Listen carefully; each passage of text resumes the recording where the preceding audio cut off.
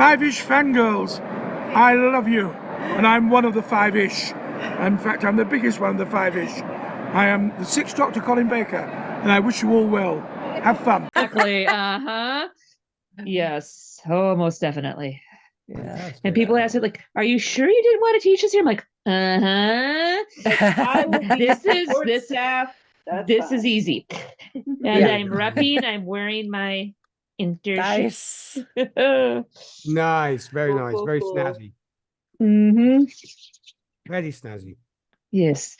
But man, that Portugal-Spain game yesterday, holy Hannah, Wow. that was Because you know what? Here's the weird thing. I was actually I was lying in bed because I was just super lazy. It was Sunday, and I was like, I don't really want to do anything. And then like the Portugal-Spain game is on. Oh yeah, okay, hop it, roll out of bed and roll onto the couch. That's why, yeah, it was brilliant, absolutely brilliant. I mean, if there's a level of games we'll be going to get at the World Cup, holy moly. We're going to be in for some good football. I think so. I think so. Even though everybody's super worried about the heat, apparently, over in the US. Yeah, we can get pretty. Yeah.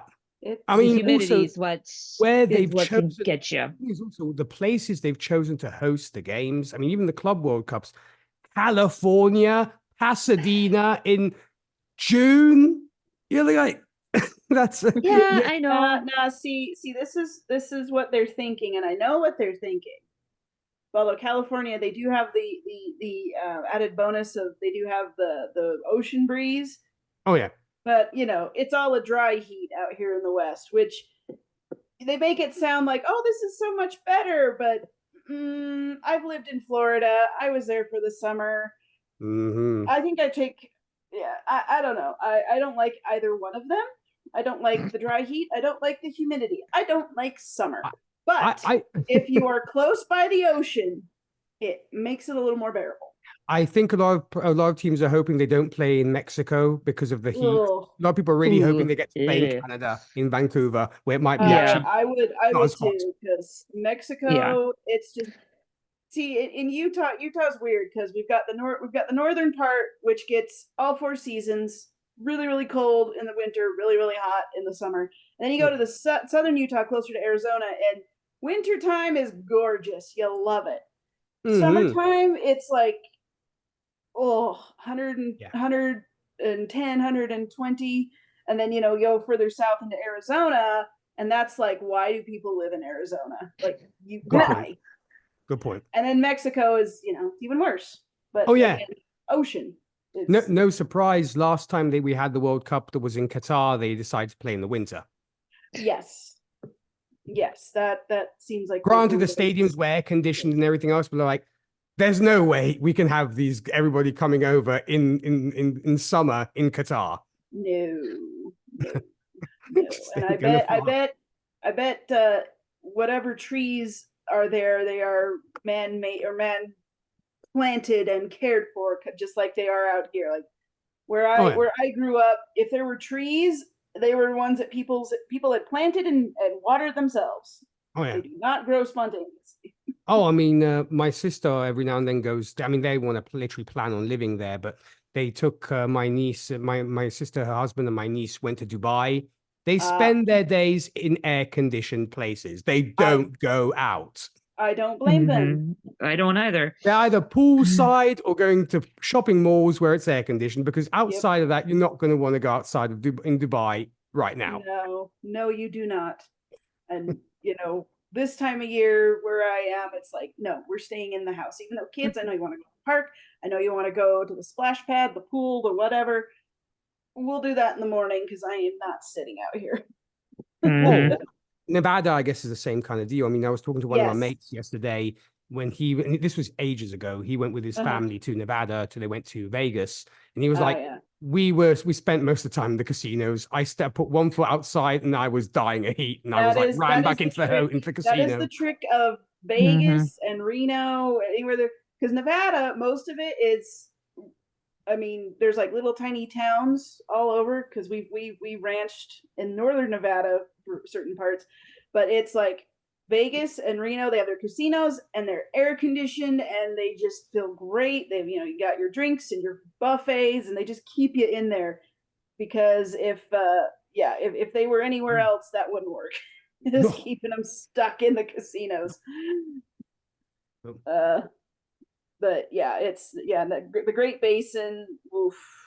Have you guys turned your air conditioners on yet? Oh yeah, we've had ours on for a little. Then I don't feel so guilty. No. No. I mean, mine's been back and forth because we're still kind of in the honeymoon phase. We've had a couple days in the 80s, but it's been pretty chill and rainy, so I haven't had to worry. So I can do with just regular ceiling fan and regular fan without having to hit the AC. But yeah, we've had to turn it on a couple of times.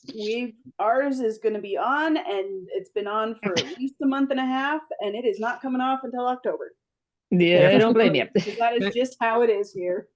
Thank you for making me feel less horrible about myself, because yesterday, in the dead of night, it was getting really, really humid. I'm like, I was looking at the air conditioner, it was looking back at me, and I'm like, okay, 1 hour, okay?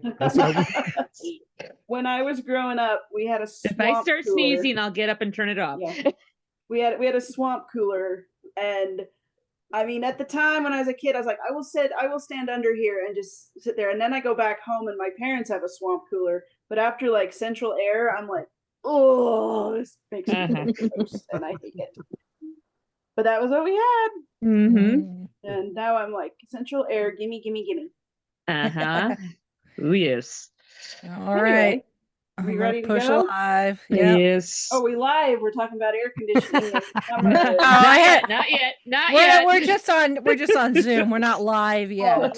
So This is pre-show. We're good. Okay. I'm like, hi everybody. This is how we roll, yo. yeah, pretty much. This is why I so wanted to join, because I love kind of hanging out with y'all, because it's like, it's so chill. It's fantastic. Yeah. But we are live now. All right. Hello, Facebook. Hi everybody. Howdy. Can't see me, but I am here. Yeah. Me too. You're like We're all John here Cena, at the capacity of our technology is allowing us. So Okay. So, but yeah, today is June 9th. Yesterday was our 11th anniversary of the show. As I fling my fork around because I have a cupcake. So you're all jealous, but sorry I can't give it to you via the interwebs. But so yeah, yesterday was our 11th anniversary, and this is our 500th episode. Wowza. I know. I was just thinking about this morning as I was driving to work, and I was like, 500 episodes. How did we do this? Congratulations, everybody. That's amazing. Consistent. Rachel, I have to ask at this point, do you have life? I don't no, I actually have to ask though, Rachel, do you have all 500 episodes like saved, stashed away in some vault? Various places? Yes. Okay. Yeah, I mean, I've filled up a hard drive, move on to a new hard drive. I was going to ask, how many external hard drives have you burnt up at this point? About 3 or 4, I think. That's like what? How good, many? my guess was right. That's what I was. Like what, like a terabyte per hard drive? Well, yeah, I finally got to terabyte size. You had to go to terabytes. I was doing like 500. Yeah, oh yeah, that was filling up really quickly. Wowie. Yeah. That doesn't even include our extra squeeze and our D&D ventures, if memory serves. Exactly. You have your own SFG Library of Congress, I guess. Yeah, I mean that is just the podcast. So I mean, I did. Oh goodness, this had to have been back at like pre-pandemic. I think at one point I actually took the time to do the math and figure out like how many hours of show we had, and it was a lot, and that was pre-pandemic. So who knows Yeah, 11 what we've years. got because now. we had a That was couple 5 years 3-hour ago. episodes in our early days. Yeah. Yeah, that was a trip, but Yeah. yeah, I was speaking of the whole our D&D adventures, I was cleaning out my desk downstairs, and I just have a bunch of just random crap, and I pull out this bumper sticker that says "I survived the Tomb of Horrors," and I'm like, Jared, why do you have this? And it's all branded, D&D, and he's like, no, it's because you did, because that you guys survived the Tomb of Horrors. That was That's the right. adventure we did. Yep. And the Yep. thing, I was like, oh yeah, I couldn't remember that was what it was. So I have that bumper sticker still, and he gave it to me to be like, look at you. And He was like Jared was like, oh yeah, I'll teach you how to play D&D, and he was being all like super nice as our DM and yeah, and then it letting out, us figure out things, and then he's like, okay, we're gonna wrap up this campaign, and it's like with the hardest thing in D&D history. Yeah, because it's meant for he told me it's meant for like big conventions, so they have to whittle out the the scrubs, I guess, I suppose is how it goes, and like the people who aren't worth the time, I guess, because it's like go big, go home, don't waste our time, sort of a thing, I guess. Yeah, I don't know. I'm not as well versed in D&D gaming convention stuff as I probably ought to be, but it was kind of funny that I do have to pose a question to you guys, since I'm like the gate crasher here with an A, I suppose. So gate crasher, I suppose. But looking back on 11 years, I mean, I've had the privilege, of guesting on you guys' podcast, and love guesting with you guys, and thank you so much for allowing me to hang out. I mean, today. the fact that we've known, like I've known you for at least almost 5 half years of now. that. Yeah. No, I have to pose a question to you guys, since I'm the outsider here looking in, and I guess going into journalist mode, as that's what I do. Looking back on these 11 years, do you guys have like a favorite episode or topic that you've talked about and is super, super memorable? Oh boy. Ooh. Actually, I do. Okay. I think my favorite one, well, okay, I have several favorites, but my absolute, I think in this moment, my favorite one is when we did the, fandom at your library. And that was we spun off of a presentation Rachel had done at a convention, and of course me as that's my professional life as a librarian, and like what your public library can do, and explaining all of these things and being able to geek out and like say, look, you can find this there, and you can do this, and you can do this, and there's all these, just all those things. And that was one that I just got really, really into. Not that I don't get into the other ones that we talk about. We've spanned a wide variety of topics, but I think that one for me. For me, and also whenever I can do a con recap of Fan X or wherever I end up going. For me, it was the episode where if we could make our own cons, like conventions, what would they be and what would they entail? That was a fun one. Holly, that's my favorite too. I was You guys are stealing each other's answers. Yeah. Hey. I mean, after 11 years, you kind of know each other and what we're gonna pick sometimes. I mean, true. I mean, there are some where, I was I always like when we have guests on, and we've been very fortunate for that to be the case, throughout all this time. Hopefully that continues. There's one guest that I literally have been trying to get for like almost the entire run of this podcast, and it's just not happening. I think I know which one it is. And y'all know who I'm talking about, so I don't want to say it out loud to anybody else because I don't want to jinx it. At this point, maybe putting it out into the universe would be better after all this time. If anyone has a good idea on how to lock down Ashley Eckstein for more than 30 seconds, please let me know. I've been back and forth, and like she keeps changing like representation, so I have to keep changing who I'm going to talk to try to lock this down. Oh my goodness, She it's is a been busy lady. Yeah, if they change, It's- if somebody changes publicist all the time, it can be a bit of yeah. So it has been an absolute just like trying to herd cats to try to get Ashley locked down for this show. So, and I've even spoken to her directly, and she says she wants to do it. We just can't make it work. You'll get there. You'll get there. Oh, one of these days. Yes. It's not. Eventually. It's Yeah. not if, it's when. When. Well said. Exactly. There you go. Yeah, exactly. So, but yeah, I don't know, just like, I mean, it wasn't part of our actual show, but I really enjoyed us playing D&D during the the height of the pandemic. Yep. And major shout out to my in-laws at the time, because they would watch the kids, and Lottie was an infant. She was a tiny baby, and we went to them, and we were living with them at the time, so it worked. And we said, hey, can we want to do this, and if you could just keep an eye on the kids for an evening and let us do this. And they're like, oh yeah, sure. I mean, obviously it helped because one of them was a baby. I don't know if that request would go over so well now. But yeah, so they were troopers. They were awesome. So they were, that was a big thing. And it was a good time. It was one of those things, during the pandemic, and everybody's got their pandemic story of, things that they did and what have you. But yeah, it's like, that was sort of our, hey, we're going to get through this. So let's do something fun and a little off the wall. And Jared had a good time with it.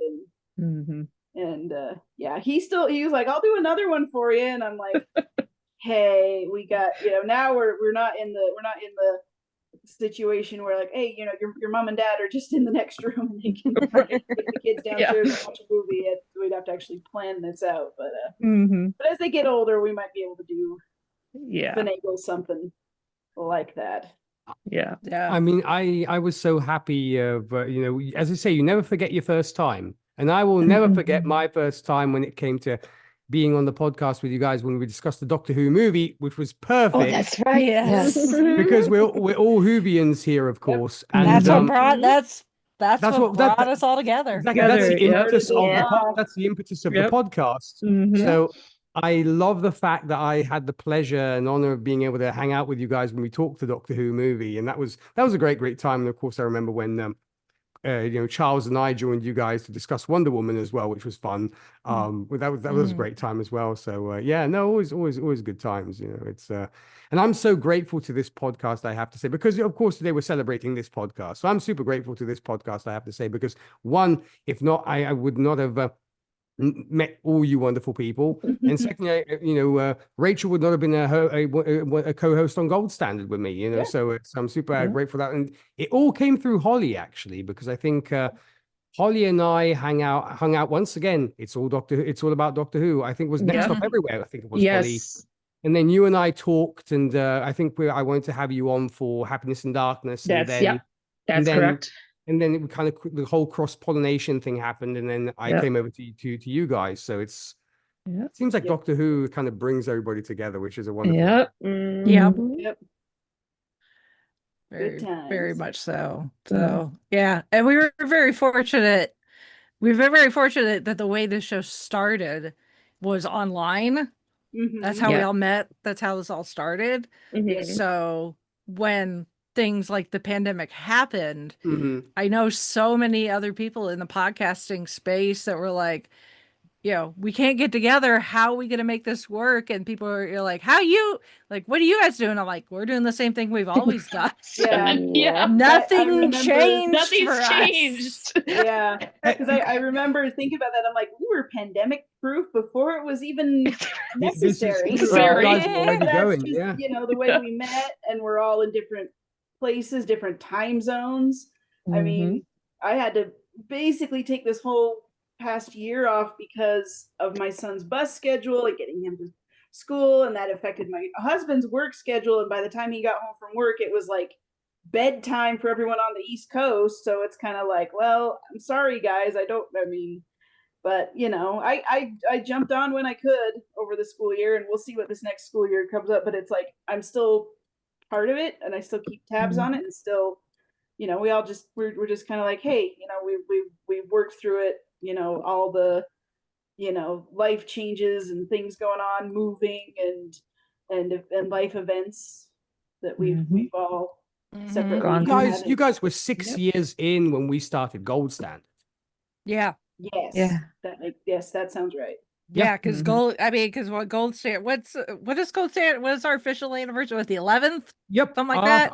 Yep. The 11th of June. Yeah. So 2 days from now, Gold Standard is going to be celebrating 5 years. Yes. So That's the thing, is that you guys were 6 years in already when we when we started that podcast, and that was literally smack into the pandemic. Yeah. That was like, I can't say I'll be celebrating with a cake. Then I'm going to celebrate Gold Standard's anniversary by getting my wrist cut into. Woo! Fun. Fun. Speedy, well wishes on that one. Yeah. Good luck, And Rachel. that Best is of a luck. planned thing. That's a surgery. That's Yes, it's carpal tunnel surgery. So Yeah. no, Yes. not terribly anyone invasive, but it's still surgery. So especially considering it's gonna be my right hand. And I was going to say, so it's your right hand, not your left. Yep. No. Although the left is probably going to need it in the next couple of years, but that won't be as much a hindrance because I'm not left-handed. Right. But yeah, that's just like, but I'm so ready for it to happen. At this point, it's like I'm so sick and tired. I mean, if of, you can ameliorate your standard of life, by all means. Yes, exactly. Especially right now, because I'm not supposed to take like any painkillers or anything. Ooh. So like I've got a headache and I can't take anything for it. Oh, that stinks. Yeah. And here you are, we're talking about, well, this will be a good distraction. Yeah. There you go. Yeah. There you go. So there we go. That's okay. They didn't the instructions they gave me didn't say I couldn't have cake. So There you go. That's what Let them eat cake. Uh-huh. Yeah. Okay. The other day I was picking my kids up, and my father-in-law taking the kids shop at the grocery store, and then he came back with, as often he does, a half dozen box of donuts, and they all had sprinkles. And one of their neighbors was there, and she was like, she's really sweet. My kids have kind of adopted her as another grandma. And I was like, look, I love sprinkles because sprinkles are good for morale. So that's what I tell people, and I finally got my husband to at least appreciate sprinkles are, even though they don't add any flavor, they're still fun and they're good for morale. Now, speaking of sprinkles, I, as the dumb European that I am, that we're so deprived when it comes to all the wonderful sweets and everything else that you guys get over there. Yesterday, I was producing a podcast, and the question came up, which was, what was your favorite Pop-Tart? Now, we don't have Pop-Tarts over here, and I thought Pop-Tarts has ceased to exist. Because they're still a thing. I remember Pop-Tarts way back when I had a TV with the antenna, and I was watching like Saved by the Bell and this kind of stuff. I was able to catch these kind of shows through some random channel which no longer exists. And I thought the Pop-Tarts no longer existed. And I was like, Pop-Tarts are still a thing? Yes. And there's like 5 million flavors now. It's a thing. Like back in our day, seasonal ones. There's seasonal ones too. You had just like the strawberry, the blueberry, and like the chocolate, and that was kind of it. You had your option. You had your option of frosted or not frosted. So at most you had like 6 boxes to pick from. Now it's all like, they do like specialty There's like a half flavors. of an aisle dedicated in the grocery I'm stores. gonna have to commission one of you to send me Pop-Tarts. I'll pay as many tariffs as I have to on it. I want Pop-Tarts. Yeah, Pop-Tarts, that was, between those and granola bars, that is how I survived college, because I'm like, I am not rolling out of bed before 7 o'clock. I am not making a full-on breakfast, but I gotta eat something before I go to class. Yep.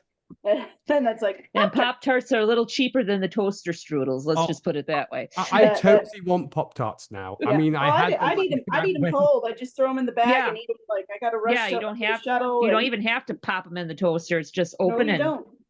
They're better in the Dumb. toaster, but you can eat them Yeah. cold and it's fine. Yeah. Now, are ring pops still a thing? Yes, ring Yes. pops Yes. are absolutely a thing. Jeez, My all those old daughter- commercials that And stuff still the exists. little baby bottle sucker type things, those are still around Yeah. too. I am Yes. amazed. Yep, my daughter, she loves when she leaves Papa's house, she always has to get a sucker. Well, when she just chomps them and they're gone. Well, she gets a ring pop, and that is the holy grail of sweets for her. Yeah, Like, I got a definitely ring have to pop, Mom. stash. I mean, because I don't know if I'll be able to visit the States anytime soon for reasons we won't talk about. But I remember when this friend of my mother's came over and he brought like all this box of everything from the States. There was ring pops in it, and there was Pop Tarts, and there was fruit roll-ups and all this kind of stuff. And I'm like, I'm amazed this stuff still exists in the States, because that was just like, a fad at the time, because obviously Yeah. watching commercials from It's- American TV way back when. It's funny the stuff that like has stuck around. I mean, maybe this is an episode idea. Is like, because I've seen several YouTube videos along this line of like, things we remember from our childhood that don't exist, and it's like, oh yeah, I remember that. Like, you don't think about it until somebody reminds you of it, and you're like, oh yeah, but then you're like, okay, I'll tell you. One of my favorite candy bars growing up was called Whatchamacallit, and I could never say it as a kid. I like called it whatever they called it in the jingle in the commercial, and for a long time I thought they were just gone. And this was after I got married, and Jared came home, and he, for some reason, he had one. I can't remember why, and I was like, there's a Whatchamacallit, and he's like, yes. I'm like, I thought they quit making those, and they're like, I wouldn't call it my favorite, but it's one of those things, like, it was always my favorite thing. My grandma worked at the drugstore in our little town, and they had them, and I would get them when I'd go see her after, when she was working. That was just, or I'd get them at the grocery store, and that was my favorite thing. And I was like, so happy they still made them, but I hadn't thought of them in years just because I hadn't. And here it was, my childhood in a candy wrapper. But like Three Musketeers have changed now, right? They're smaller. Most things are nowadays. Yeah, The recipe hasn't changed too much, but they are real hard to find, the regular size bars. Yeah, You only can find them in like the ones that you hand out for Halloween. the mini ones, yeah. The Same mini thing ones with in the bag, and Crackle. even those are hard to find. So now they're really sought after. They're very rare. Yeah. To find Musketeers. Okay. Yeah, Yeah, I like them, and my mom likes them, and sometimes we have the hardest time finding them, and then this is like, we have to make a note to ourselves. I'm like, okay, this store has them, and then it's just like, if they're gone, it's like, okay, we're gonna have to try to find another spot. Yep. Yeah, Three Musketeers are all. I love Three Musketeers. There's just something about that Yeah. whipped center that's good. Amen. Yeah. I'm still waiting for them to properly, because they've tried to release something that they claim is this, but it's not the same. I am waiting for them to properly bring back 3D Doritos. Those, and I'm waiting for them to properly bring back the peanut butter Twix. I'm not talking about the peanut butter Twix with the chocolate cookie. I'm talking about the peanut butter Twix with the vanilla cookie. Yes. The Like, chocolate cookie just doesn't more- land the same. No, it's it doesn't. It's the Exactly. vanilla cookie. There's just something Yeah. with that ratio of the chocolate, the peanut butter, and that Mhm. white, Yes. that vanilla There- cookie that There did it. is something to having it. Yeah, it's like, come on, guys, you still have the caramel in the Twix. Just replace the caramel with the peanut butter. That's it. Yes. Mhm. It's not that It's hard. not that hard to do, one would think. Yeah. No, they're true. too they're too busy they're too busy fighting over right Twix, left Twix. Right? I'm like, it's just Twix, just whatever. Although the Right. sea salt Twix is quite good. If you haven't, that's the good to sea know. salt- Sea salt Yeah. caramel. I Ooh, do, that's good I to do know. love sea salt caramel, so I'm gonna try that. I don't think I have. I tried the I- cookie dough because I usually love most everything cookie dough, and I did not. The cookie Okay. dough is like, it was. It didn't kind of land. meh. I didn't love it, Yeah. but it was. It did not land. Was it the texture of the cookie dough? I just think didn't it. do it for you? I just think that the outer coating it just overpowered everything. Yeah, Ooh, it's okay. not. You can't really taste the cookie dough in it. Okay. It's just sort of it's nougat with the the chocolate chips. I'm using air Yeah. quotes. You can't see Mhm. these, but it's like And considering the size of the candy bar, that means that the chocolate chips are like the size of a, yeah, the yeah. tip of a pencil. So So It's like basically, you chocolate tried. shavings. Pretty Mhm. much, yeah. It's like you tried. God bless you, you tried. I guess this is now the Fiveish Foodies podcast.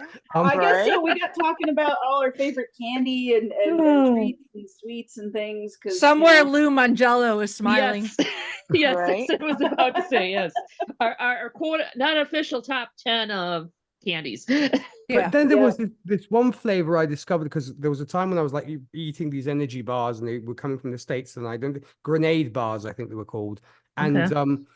I discovered birthday cake flavor. I'm like, what is a birthday flavor? Okay, birthday cake is And basically I had it. It was really a nice, but I lot. did not know the birthday cake flavor was a thing. Yeah, birthday cake flavor is basically just a lot of vanilla flavoring. Mhm. And sprinkles. So There you And go. sprinkles. So it's That's a what it sprinkle, was. so good for morale. But yeah, if you because a big thing around here is if you mixing flavors in soda, like at the gas station or wherever, I don't know. And if you put enough, there's a mix at our gas station locally here is called Maverick, and they have like mixology, and you can put all these things in. And if you want a birthday cake flavored Coke or Diet or Dr. Pepper or whatever root beer, you put like 3 pumps of vanilla flavoring and some coffee creamer, and there's your birthday cake soda. Nice. If that's, I mean, If that's I'm your thing. opposed to it. I think that's a little much. I mean, Personally. vanilla Coke is already a thing. Oh yeah. Right. Yeah. But it's Yeah. the creamer. You got to put the creamer in. It's made its way That's to what Italy. makes it. Well, we actually have vanilla Coke now. I'm like, wow, it took us 100 years, but we got there.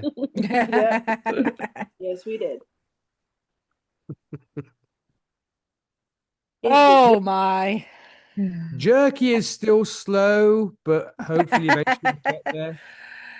We have to start doing like care packages for you, Just, Nick. yes. I was thinking the same. We are so first world problems, I know, but we are so deprived over here in Italy when it Well, comes to certain food items. Nick, I will tell you this. So many years ago, when I was doing my graduate program, I did a well, they called it study abroad. I was only there for a week and a half, and I went to Serbia, which was good time. I loved it. It was great.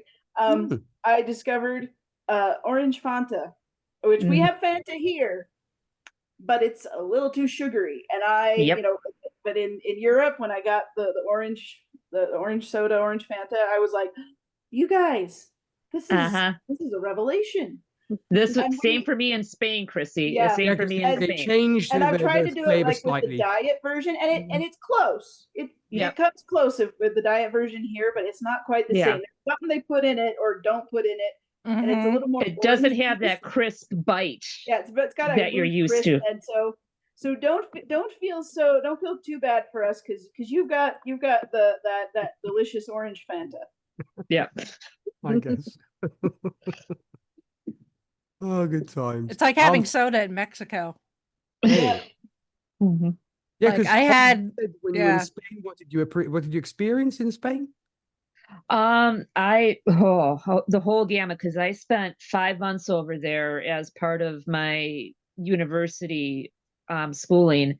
So I stayed with the host family. I was in the center of Spain, Valladolid, not too far away from Madrid, Barcelona, and that. But I mean, I tried basically whatever food dish they put in front of me, I tried it. So I fell in love. The only thing I didn't care for too much was chickpeas or garbanzo beans. Towards the end, one of my roommates that I had, she just had a love for them, and it was just like, okay. Not my thing. Eat them in moderation.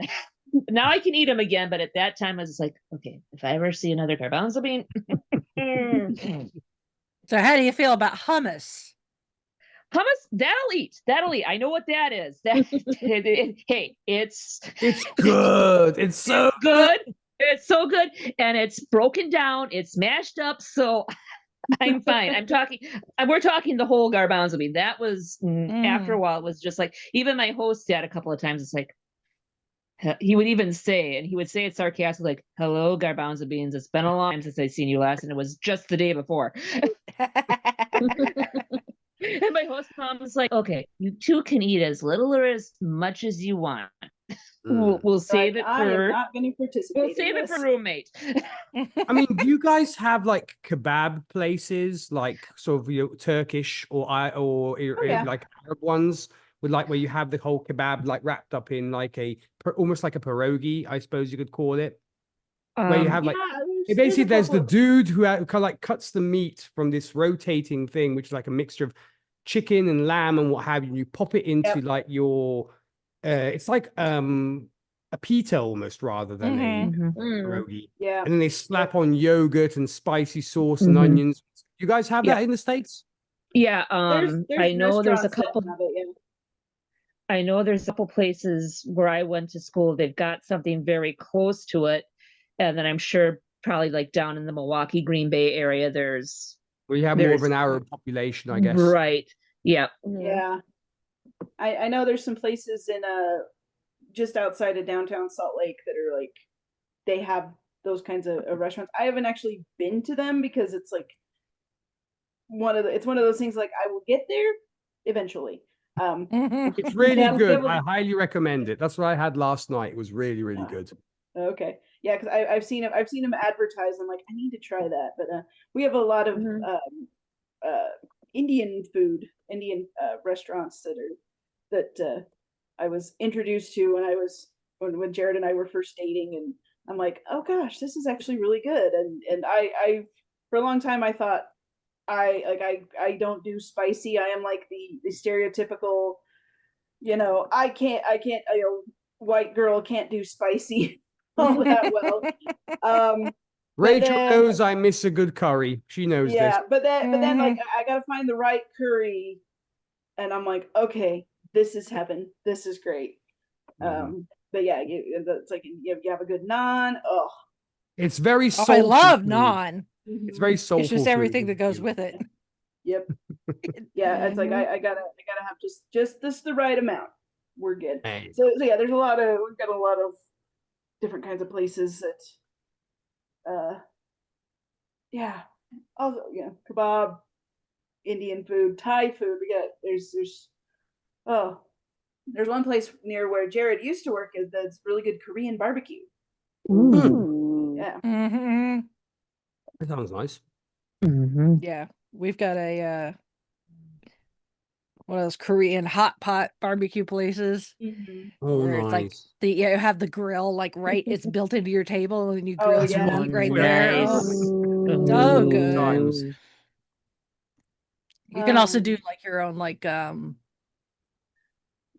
bowl of like noodles and like the stuff, ramen or like your own ramen. So I can't I've done the ramen thing a couple of times.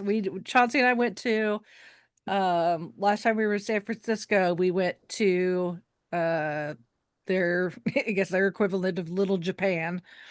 And we went to a restaurant to eat.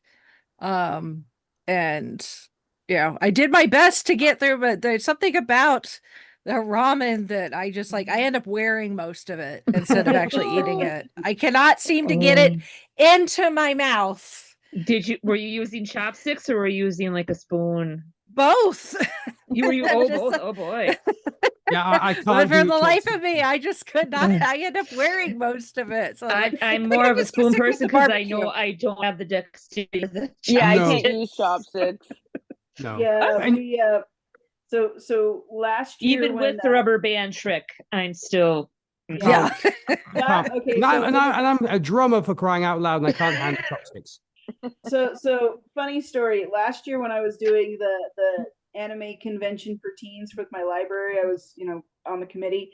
So obviously we got to be there. Well, we have food trucks come during the 2 days we were there. One of them was a ramen food truck, and and like we have them parked out in the amphitheater, and they got tables and all that stuff. So it's not like I'm standing there eating the ramen by my standing up or anything. I'm at a table eating it, and I had a fork, I had the napkins. I had the plaster napkins all over, like a bib, like I'm a little kid. It was so good though. It was great, and I'm like, this is worth it. I don't care.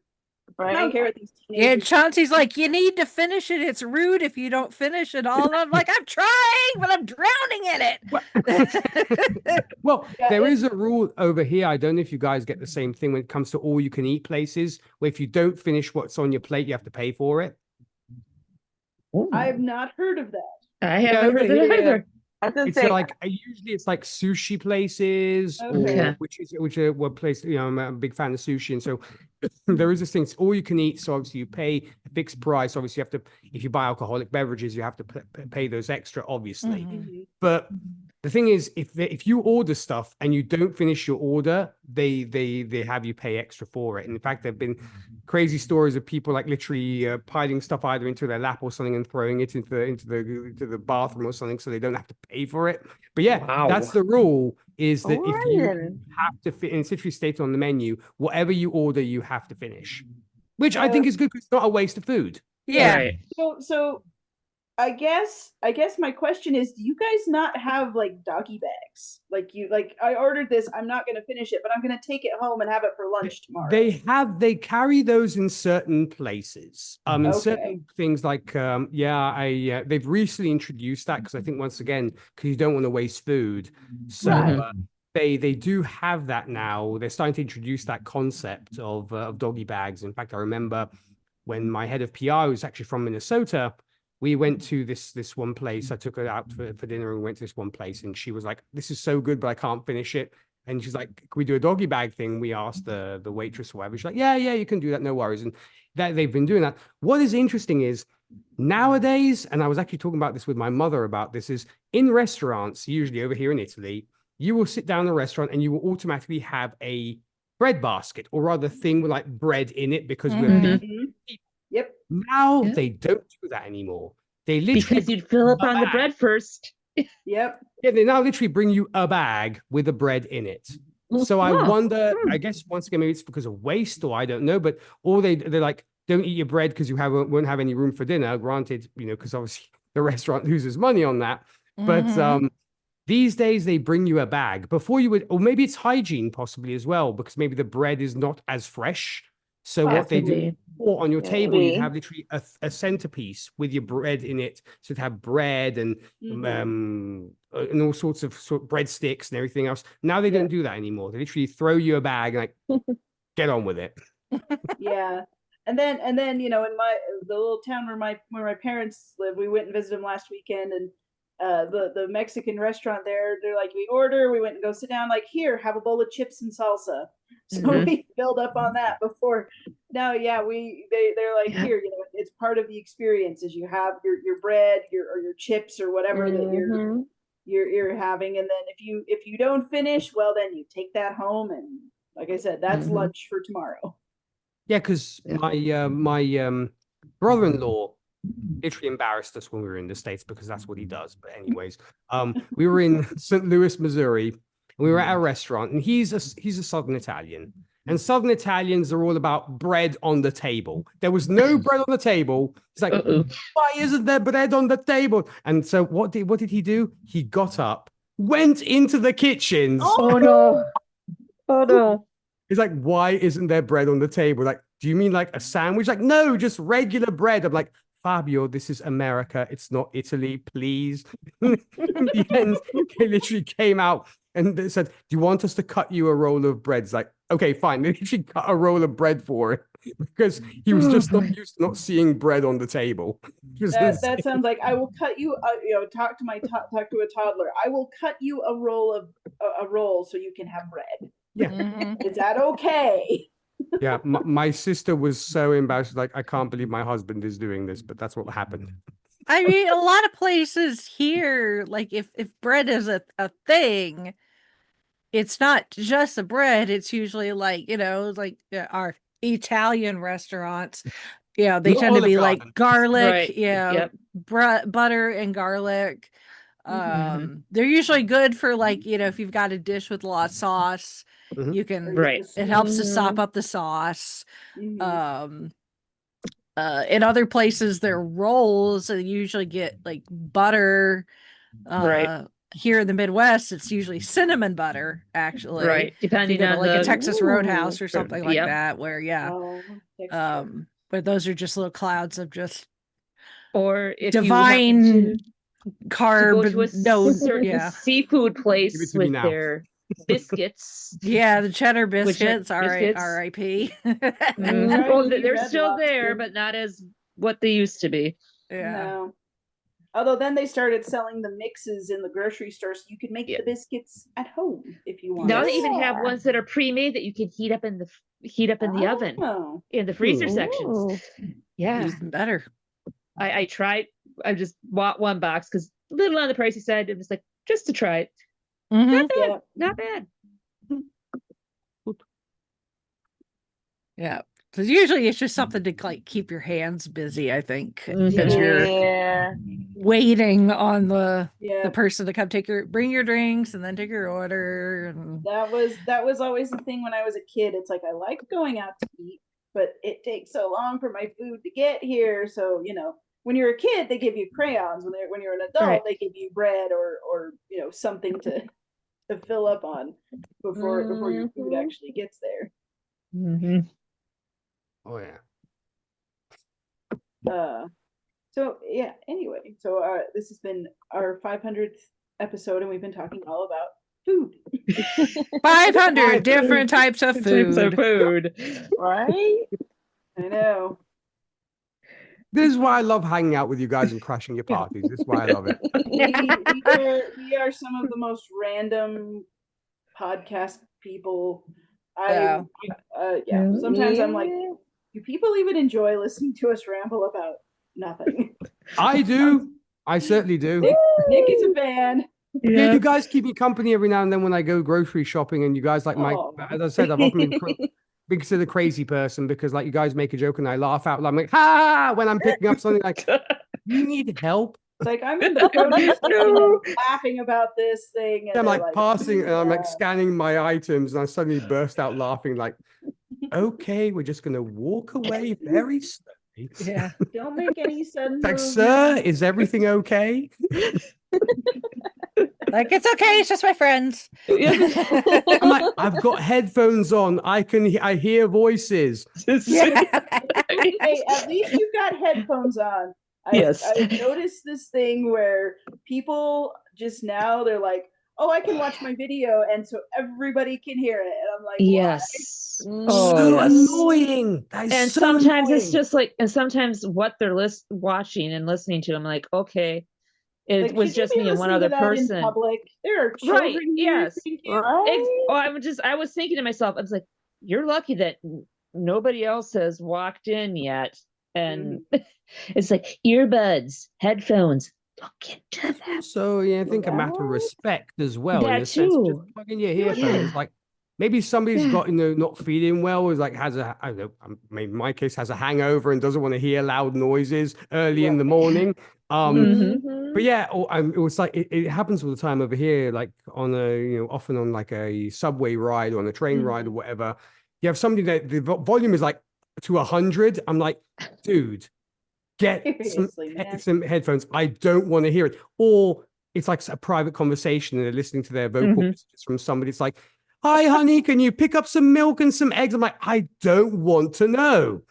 So I'll tell you a library story. And this has happened multiple times, so I'm not picking on just one person or anything like that. So at my library, at all the libraries in my system, every library branch has a courtesy phone, and the courtesy phone is always near the information desk. And everybody puts a sign up to the effect of, please keep your conversation short and keep it down, but here's silence a phone in the library. Yeah. Something like that. Well, and in my library, we have these really high ceilings because somebody thought it would be a great idea to build a library with a big metal ceiling that carries every sound everywhere. Oh, boy. And it is shaped. Quick detour. It is shaped so it's curved, And then on the other side of the street, there is an old barn where they do like people can rent it out for events, so like weddings and stuff. One time there was somebody, they were playing music out at the barn because they were having a dance, they're having a wedding reception, having a party, they totally can. But it sounded like it was coming in through our speakers, and people were like, why are you guys playing music in the library? I'm like, we are not. It's picking up the music from the wedding across the street. It's party time in in the that library. place. But anyway, so going back to my phone thing. So we will have people, and I recognize there are people who are in really hard situations. Maybe they don't have a phone, don't have a way to contact anybody, or they don't have their own, so they use our courtesy phone. And I have heard some of the most they uncomfortable, shall we say, conversations while I'm sitting at the reference desk.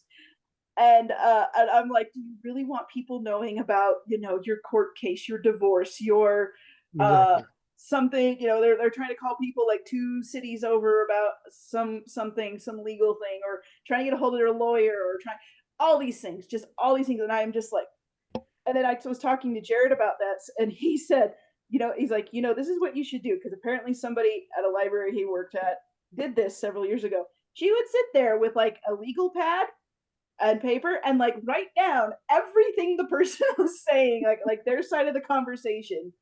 And then when they were done with their phone call, take the paper, hand it to them, and said, hey, I could hear everything you just said, so here's a copy of your phone call. And I'm like, I don't think I have the balls to do that, but that's actually kind of amazing.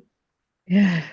So are they related to the parents when they call to let me know that their kids are going to be absent for school, that they make sure to tell me exactly how their kid is sick? Instead of just saying, my kid is sick, they won't be in school today. When you get all those lovely details that you don't want. Yeah. When I have to call my kid, when I have to say Alex is sick, I just say, look, he's not feeling good. We'll see you tomorrow. Yeah. Like, that's it. That's all I need to know, is they're just out because they're sick. The rest is TMI. The Exactly. rest is so Exactly. TMI. It's like, and it's, with the little kids, they're not going to know. Of course. Right.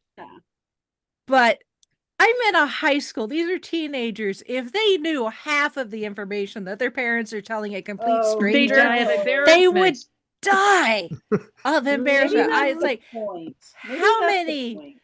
how many of you are, it's that time of the month because you have that particular plumbing? How many of you have gastrointestinal issues and have it coming out of one end or the other?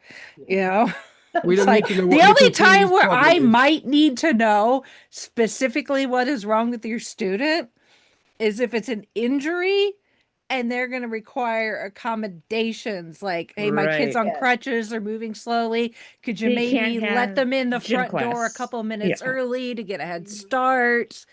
That sort of thing, yes. Yeah. I totally get, but it's like, I do not need to know. Timmy had a bowel movement. Yeah. Yeah, exactly. I do not need to know which one of y'all are vomiting or whatever. Even when Alex, this past year, he had to go in and he had to get some dental work done, and he had to be put under to do it. Even that, I was like, I don't feel comfortable telling his teacher, the school, like, I don't need to know that.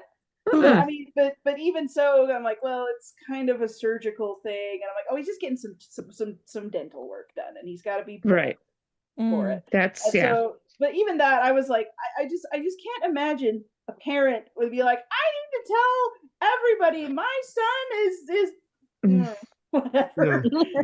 No, they do. They absolutely feel like they need to let heaven forbid know. they use the nickname for their kid that you find out that kid does not want to know, and as soon as they walk in the office, like, I wonder if they know that I know this.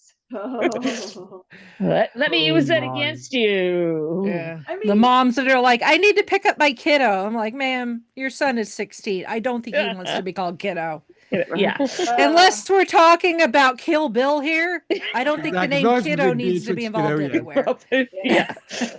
Now, kiddo is about the tamest one I've heard, and we won't go there. But yeah, I'm like, teenage that phase of life, it's hard enough. Let's not make it harder on them. Of course, they make it pretty hard on themselves anyway. Oh yeah. Aye. That Whatever. doesn't justify me telling a complete stranger when your kid has been like, sitting on the toilet all night and that's why they're not coming to school. Right. Yeah. Well, maybe they figure, the office staff won't tell their Well, friends. no, I'm not. But at the same time, But it's at like, the I same don't time, know if you they don't feel need like, to know about it. I'm like, I don't know if they feel like they need to justify. Like, if I just say my So, kid's sick, are they really going to believe me? So I have to Right. like You give have to them tell them symptoms all or the something. It's things. like, no, Or unless they know that they were treading the fine line for how many number of absences before that they would need a doctor's excuse. Maybe That's a that's good point, why yeah. they're trying to Well, but even then, overshare. even then, telling me what exactly your kid is suffering from is not going to make a difference. at Right. that point, it's like, well, give me the doctor's note. I was And just the going to Right. say, isn't Yeah. that can between share you what and the school information doctor is or the school doctor's office?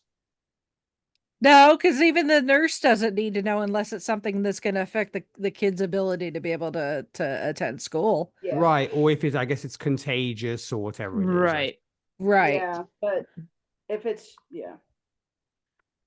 But Yeah. otherwise, You gotta no, go. I don't need to know. I don't want to know. No. But yeah, so Granted, most of these kids, I don't know who they are, and I wouldn't know if they came up and pop me on the nose. But some of them I do, Right. Well, I guess at this point, and I have to be able to look at them and just be Right. like, oh, you're the You do- guy with the thingy, yes. "Yeah, Yeah. You're the gal that's got this going on. mhm, you're the kid that had to have that thing you removed." had a groin strain. Mhm. Yeah. Oh, those Patient poor zero. Hi, how you doing? Oh, Yeah. those poor kids.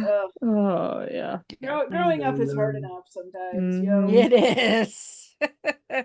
I'll tell you what. The way some things change, the some things The more- don't. No. Yeah, Yep. the more things change, the more they stay the same. The same. So Exactly, I do yeah. have to say we were kind of lucky that we grew up before the cameras and technology for Yes. Oh, sharing. Mhm. Before the Stuff. social media stuff, Yeah. Yeah. That Yeah. one, the fact that I don't know, we're all these kids have to deal with like social media and like you can't leave school at school, it all like follows Right. you around, and I'm like, Yeah. oh, that somebody's sounds going to like make an hell. Instagram reel about it or a story on TikTok, Mhm. what have you. Right. Yeah. Yeah. We were blessed to not have that. Yeah, like you said, Exactly. you left the schoolyard behind you once you got home. Yep. I'm just like, no. It's like and like you had a life that wasn't on the computer, like you didn't have to be.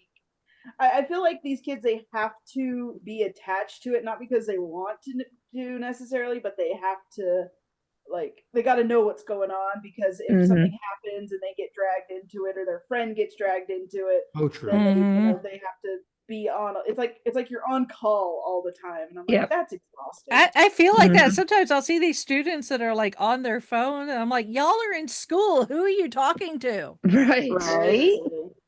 It's true. I I'm mean, like, your Chrissy, parents better not be texting you can get this because you have young children and what have you. Mhm. Speaking of, it's insane how now it's like imprinted into the current generation. I'm sounding like a boomer, but I know, but whatever. But my 4-year-old niece, she can handle YouTube better than I can. My son, I literally give her because she wants to watch, Mhm. Gabby's house or whatever it is, and Yep. I literally put the tablet in front of her. I put on YouTube. She's moving her fingers like at lightning speed, like she can make the image bigger, turn off the subtitles, lower the volume. Like, you're 4 years old. How the hell are you doing this? Both of my kids, they know what to do. They know how this works. And if I like make a mistake, or if I get it wrong, they're like, no, Mom. And then my son, who he has autism, and so that kind of adds another layer of, Mom, you're doing this wrong. I know what to do. But then when it does something that he's not expecting it to do, because of I don't know whatever reason, and then he just melts down because I'm like, I don't know how this works, and I'm like, and I am like, Nick, I am totally, I just turned 40, so I am like embracing my grumpy old lady phase of life. I said, kids get off my lawn. here, so I'm already an old man, so I'm already yelling at kids to get off my lawn. Yes, so I'm just like, shut up. but no, like I mean, my kids are like, Alex will be playing something in like Minecraft. I know nothing about Minecraft. I know the kids love it, and I don't have a problem with it because it's one of those games. It's like you are creating, you are like problem solving. You're working on these things because it's just a big sandbox. But if something's not working in Minecraft and he hands me, because we have it on the Switch, and I'm like, dude, I don't know what this is. Like my husband can help him because he kind of knows a little bit more than I do, and I'm not, you know, an anti-gamer Philistine or by any stretch of the imagination, but I don't know Minecraft all that well. Right. And then, but just how well these kids know their way around smartphones and tablets. Their fingers fly across the screen. I have to keep an eye on because there are some videos that Alex will find, and I'm like, I don't know you finding that, and like he can do YouTube in the living room where everybody can see it. We're walking back and forth, and if I see or hear anything that I'm like, nope, you're going back to YouTube Kids, which I would prefer it to be on YouTube Kids, but that's not where all the Mario videos are. Right. More power or to the Minecraft videos. Like, when I gave my niece my tablet, I'm like, did I delete my internet history? You know. Oh boy. And he's on like an alternate YouTube account I have that I do have some control over, and I can do certain things. So yes, I have been very judicious in the parental locks and all that stuff, but stuff still slips through, and so I just gotta keep an eye on. But no, he's a good kid. But yeah, it's like they are the way that we all worked the VCR and exactly. I was just about to say that. Like, hey, this works. I know how this works. Here's the remote. Reprogram, reset the clock, program it to tape something on the TV or whatever. No, that's them. They are. Yeah. And like when I explain to them, like, so Lottie, so we have a ton of DVDs and Blu-rays because like we're like physical media. We're hanging on to it because it's the way to go. Is not reliable, or it's not permanent. So we have all these. So Lottie, the other day, I have the entire series of the Powerpuff Girls on DVD because I bought it several years ago. Nice. That was my show when I was a kid, or well, I guess I'd be in middle school. But I loved it, the original one. So I've been showing it to Lottie, and then one day Lottie's like, "Mommy, can we put the circles in and play Powerpuff Girls?" I'm like, the circles of Powerpuff Girls? Yeah, those shiny circles. The DVDs? Yeah, that one. I'm like, oh my gosh. I'm just waiting for the day when I'm a doddering old man and my niece will be a grown woman and will tell me, "Uncle, this is how this works." You know? Yes. It's like whatever microchip they've implanted here, plug this into your side of your head and you can download, and there it is in your head. Like they did in Back to the Future. I'm just waiting for that moment for when my niece is a grown woman and she's teaching her aged uncle how things work. I can still remember, this is before I got my full-time teaching job, but I was instructional aide at the high school in a science class, and they still had a Laserdisc player, and there was some content that the teacher wanted to show, and it was on Laserdisc. And I mean, he made a big show of pulling that thing out. I forgot how big those Laserdiscs were. I mean, they're about the size of a cymbal. And the kid was like, what in the heck is that? I'm like, that's a Laserdisc. That was before DVDs. They're like, it's like, and don't get me started on beta and VHS. And they're like, what's that? And it's like, story for another time. Story for another time. But then there's like all this, it's all circular because like vinyl right, come back. And then like, because I'll walk in like Walmart or Target, and there's just like they don't have a ton of CDs, but here's all the vinyl of Taylor Swift and all the others, and I'm like, okay.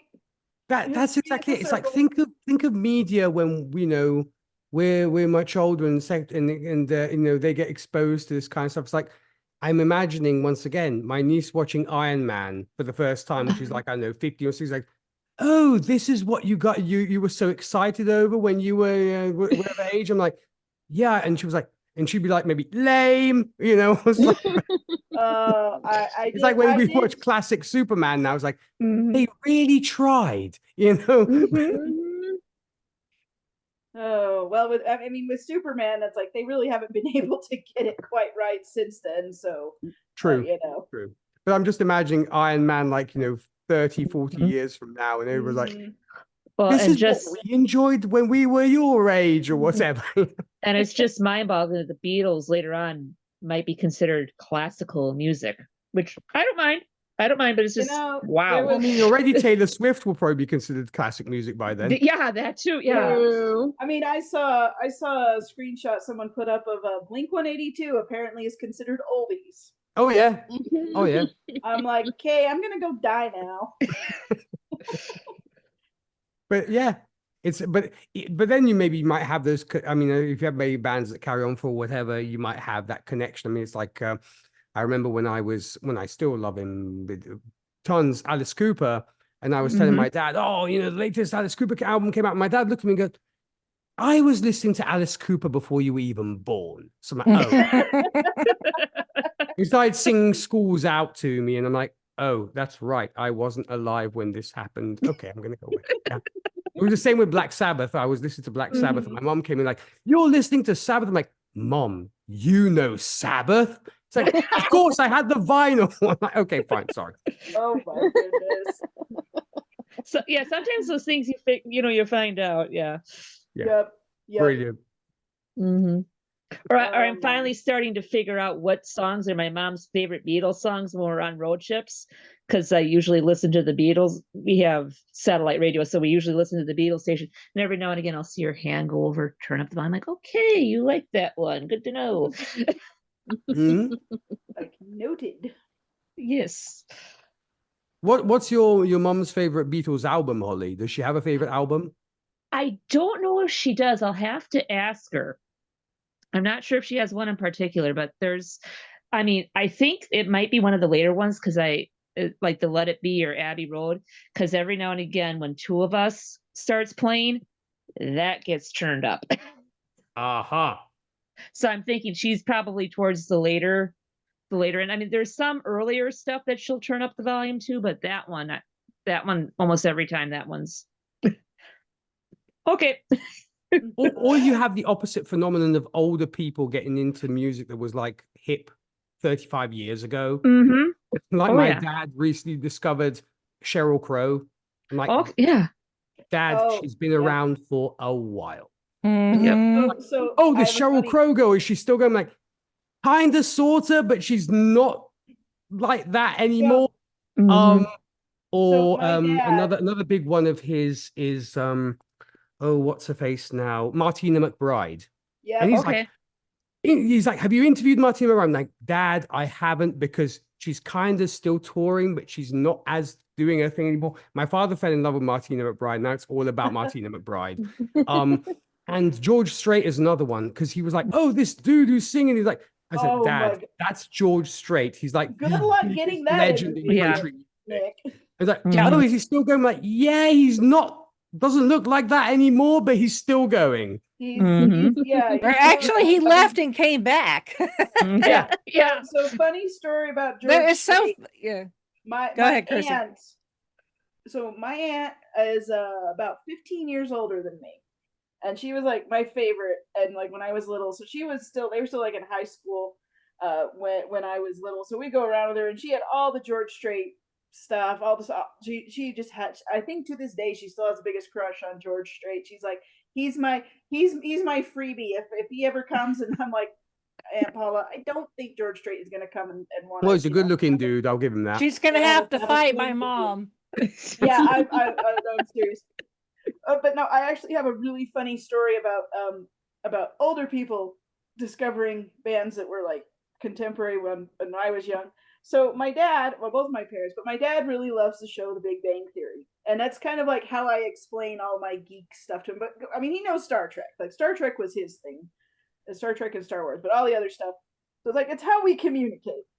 It's like, remember that episode when Sheldon did the thing and blah, blah, blah, whatever. So, so my dad, he's like, I just found this amazing song by this band and it was Be My Yoko Ono, and it was by the Bare Naked Ladies, and they also sang the song. And like, have you heard of them? I'm like, Dad. They were did like the theme they were song. doing brand new stuff. The theme song for Big Bang Theory. They were on the radio when I was in high school. We were a little late to the party. Yes. I'm like, Dad, I know exactly who they are, and he's like, I know the name is a little bit offensive. I'm like, Dad, that was the joke. Yeah. Is there not? Do you not know at all? how many times the music video for 1 week would play on VH1 and MTV? Exactly.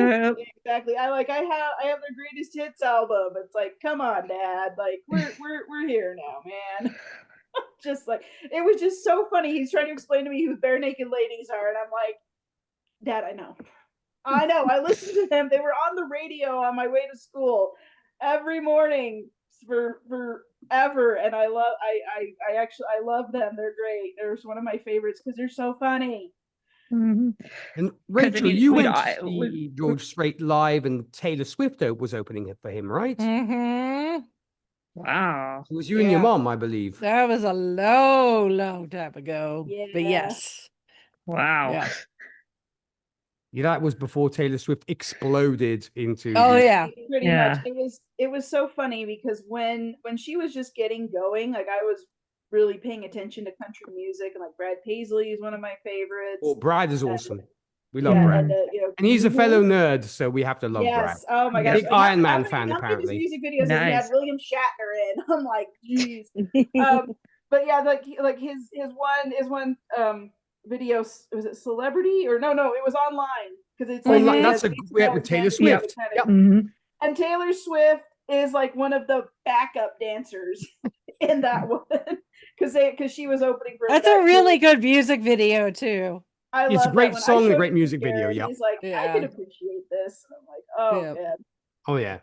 No, Brad Paisley. I fell in love with his music when I first heard "I'm Gonna Miss Her" because country music, it's all break up, it's so sad. And and your dog died, your wife left you, etc. Yes. All that.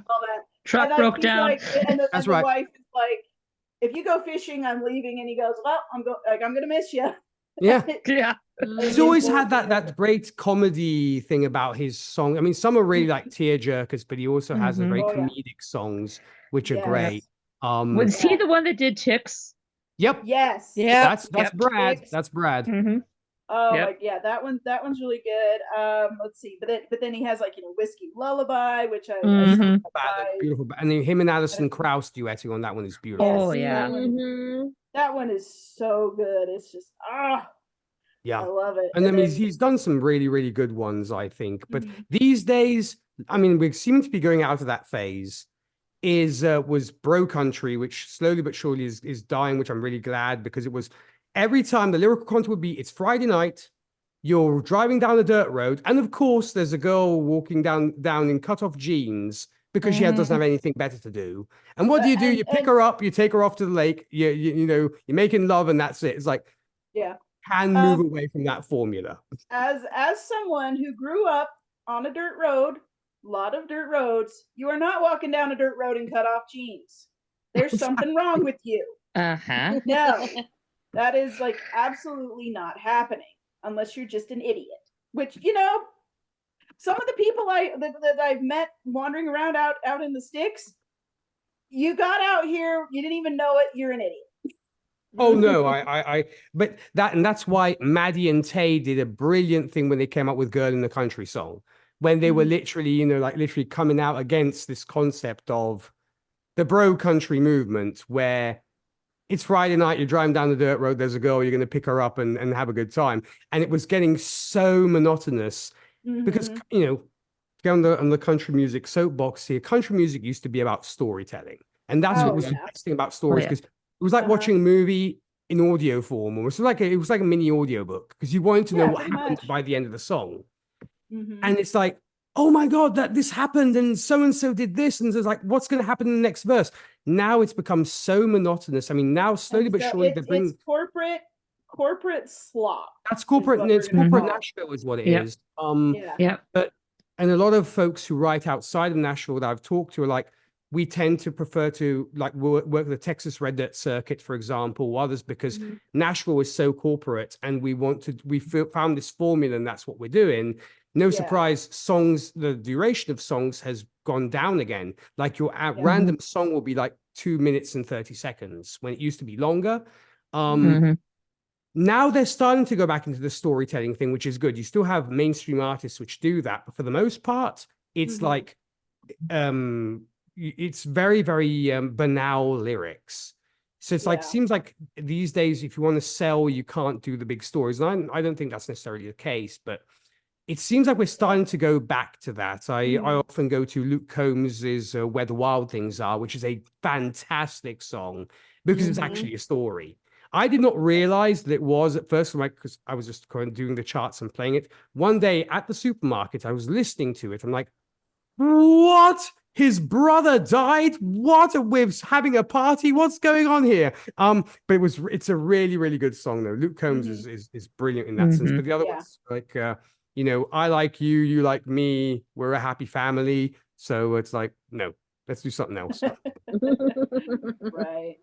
Yeah, I mean that's just like, I mean, when you look back at the history of country music, it's like it has those roots in, like, I mean, the West Virginia, like in the Appalachian, the the hollers and stuff, but also like those the cowboys or the sheep hands. Like my grandfather was, he raised sheep, and like a lot of the time you are out on you're out in the middle of nowhere watching these sheep, making sure they don't get lost or a coyote doesn't get them or something. You're bored most of the time, so you start playing songs. Like he'd have his guitar and be playing a old Hank Williams tune, but all those Hank Williams tunes came because people were like, I'm writing this song and I'm out here in the middle of nowhere and I'm just singing about what I'm doing or what's important to me, and then that's where all the vocals and all those kinds of things. So it's like, so that's where they're all just sitting around telling stories because that's what they've got to do.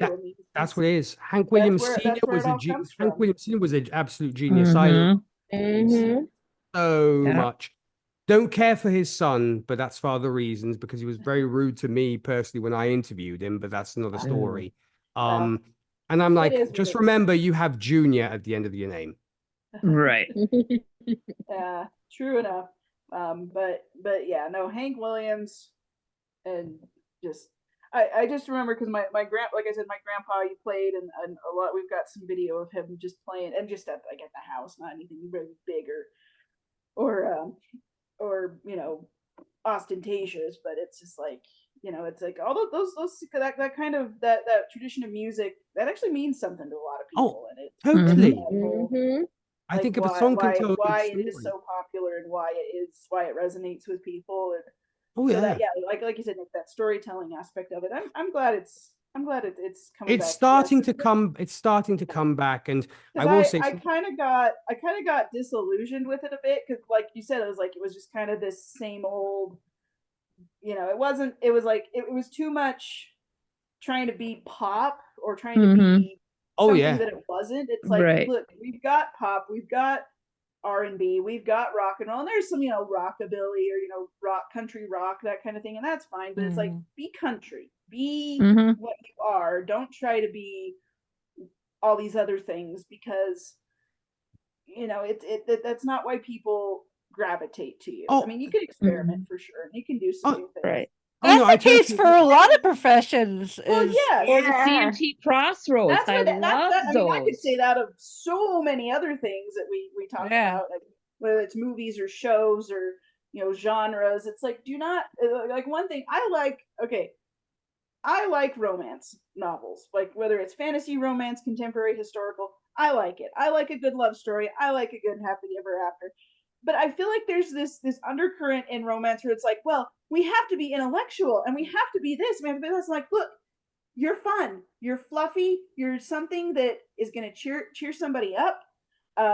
You are something hopeful, something heartwarming. Maybe it's a little spicy, maybe it's not. Whatever your preference is there.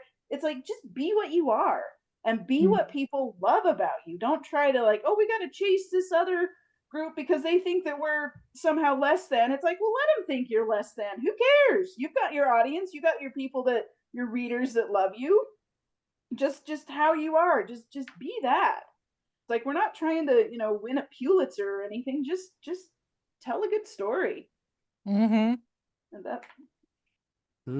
That's what it is. Because in the process of trying to be something else, you're going to chase off the audience you already have, and the audience that you want, they still don't care about you.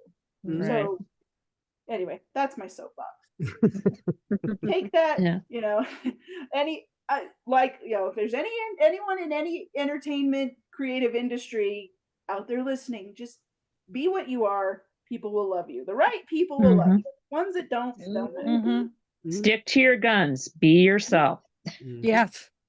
That's my biggest thing. I mean, that's got the very, very 100,000 feet view of my book that I'll get one of these days. But okay. Trying to write it. It's like, yay, summer vacation. I can work on my book. And I'm going to have carpal tunnel surgery and be out for a little bit. Be kind of hard to type or do much. I can read. Yeah. There you go. That's about it. I wouldn't trust doing any I'm going to be doing any audio dictation because sometimes that can be real hit and miss. Yeah, I could probably just do audio recordings and then There you dictate go. myself later once I can type again. But yeah. Yeah. But so the whole idea of authenticity, and it's like, the podcast I listen to, I mean, I listen to variety. But something that I see come up quite often, especially now because we spend so much time online as a society, and granted, I'm mostly looking at this as an American listening to other Americans.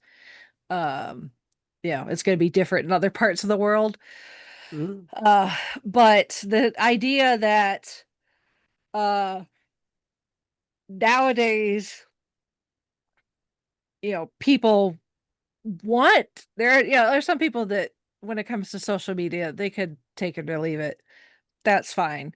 But there's some people that truly enjoy being online. There are some people that they have managed to find a way to make a living online. And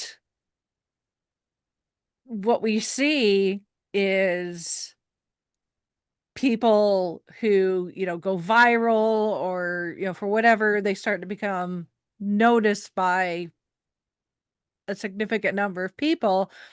And it's usually because they did something that it's like, oh, that's very fresh or whatever. Some people they just have their 15 minutes of fame and they move on. There's some people they manage to make a career. I'm thinking of a 15-minute person be like Chewbacca mom, where all she did was she played with this Chewbacca mask. It tickled her funny bone. And she wanted to share it because she thought it was funny. And it was a very genuine, authentic thing that she's like, I'm a mom. I bought this for my kid. I was trying it. I thought it sounded funny. I put it on. I thought I looked hilarious. She shared it. And that's great if somebody manages to find their niche by being themselves.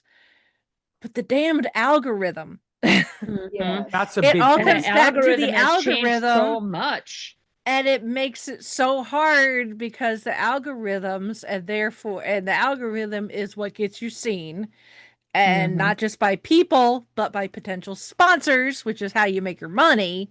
Right. For most part is you have to change your content to try to get the algorithm to get you out there. Right. And first of all, these algorithms are proprietary. We have no idea. It's like what is actually trying to appease, like an ancient civilization trying to appease this vengeful god, and we don't, and we have to guess what will appease it. Exactly, right? And it's like do you continue to be yourself because that is what got you noticed in the first place, but you're likely to never really grow. Right. because that's not what the algorithm wants? Or do you suddenly change who you are to try and chase the notoriety and therefore the paycheck that comes with it? It is really disappointing that people are faced with this kind of catch-22 of, I could be myself, but I can't make a living. Right. Or I can pretend to be somebody I'm not, but people will give me stacks of cash. Right. Yeah. The Wayne's World think movie is a perfect example of that. Oh yeah. Think about, two dudes doing a show in the basement or whatever, and then suddenly a TV show wants to have them broadcasted On a public access channel, and then it's like, are you going to sacrifice who you are in favor of ratings kind of situation? And it's kind of like, well, is this a hobby or is this something that you want to do full time? It's like, what do you want to get out of it? And are you, what is your goal? What is your purpose in doing this? And if you want to chase I'm not saying it's right or wrong. I am not saying this is right or wrong whatsoever, because people got to eat. You got to make a living. And if you can secure that bag by doing whatever it is that you got to do, then do it. But if that's not something that you are comfortable with doing, then you can treat it as a hobby. You can treat it as something you just do on the side, and maybe if you make a little extra cash, then great. It's just it's like kind of like, what is your goal in doing this? What do you want to do with it, and do you like what you are doing with it? And if you are good with those answers to those questions, and whatever you're doing, keep doing it. I totally agree. I just when I've seen, like, especially like YouTube creators, we'll just use YouTube because it's kind of an easy shorthand, but this could be for podcasters or bloggers, whatever. Like, I have seen I've had lots of favorite YouTube channels, but then they just stopped for whatever reason. Maybe they got a better opportunity somewhere. Maybe it just wasn't worth it for them, or maybe things changed in their life and it just didn't work out anymore. And life happens. Oh, totally. I kind of feel like somebody posed this to me, and it kind of took me off guard. It's like, when someone starts a business, and then maybe it goes on for a little while, and then they like have to close it for whatever reason. Why do we call that a failed business? Maybe it's just done. Maybe it's just run its course, and maybe the person who's running it just wanted to go on to something else, and they didn't necessarily want to just sell it off and let some corpo mind, hive mind take it over. And they're like, nah, I'm done with this, and then I'm just gonna go off and do something else. Like, why do we call it a failed business? And I'm like, that's actually a good question, because not everything lasts forever. No. No. As much as that business could have been very successful, but they just want to do something else. Right. Yeah. I mean, eventually else, or things happen that they had to, like, let's end it on a good note instead of down note. Yeah, it's like it reminds me of a very popular pub we have over here in Italy, where the guy was raking tons and tons and tons and tons of money.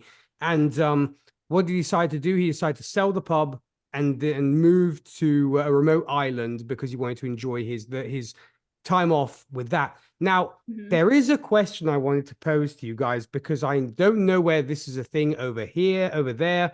Over here in Italy, it's become a huge topic of debate when it comes to side hustles, in particular with high school female teachers who don't earn as much as they should. What are they doing to earn extra income? They have an OnlyFans channel. Now, this has become under huge scrutiny because they offer adult content. And parents are like, I can't believe you're doing this. My kids go to this school and they would. So it's a very loaded question, but since I love asking loaded questions, by the way, hello, Heather. Do you agree with teachers having an OnlyFans page, or should they not? If I have some tangential experience with this. Kind of. Okay. I have a friend that she has several hustles as her to make her living, and one of those is she writes hi Heather. Hi. She writes. You dropped in at the right time. She writes some spicy romance Like novels. adult fiction, Right. Yeah, and some of it tends to be kind of like, you know, like romantasy. So there's like, you know, sometimes like werewolves and stuff, Mhm. you know. Which is a lucrative field to be in. Business. Yeah. I mean, she does well enough. But just to get a more regular paycheck, because she goes to cons and stuff, but those, you know, those cost money to go to, and they're only on the weekend, and they're limited to how far away she can travel before she comes home for, you know, because she's married. She don't want to leave her husband home alone. He doesn't necessarily want to go with her, and he's got his own job. That's the subject for her next book. Yes. But she got a job filling in as kind of a permanent substitute at a school near her. The teacher had to go out for, you know, medical leave or whatever. And so she took over, and it was going really well. And one day, one of her students apparently decided to Google her and came across her author page. Okay, you should not be Googleable or use a not your real name. Like a pen Well, name. and you know, Use a pen it's name. something. Odds are it is something like tricky. that. That is a tricky You know, thing. yeah, depending on the school, they shouldn't have been able to access a page like that to begin with. Well, and they could have found it when they're at home. Not for the school directly, but maybe from home, or they have to click like, do you want to continue this page? It's not safe. Yes, please. Right. Yeah. But I mean, it was separate from everything else.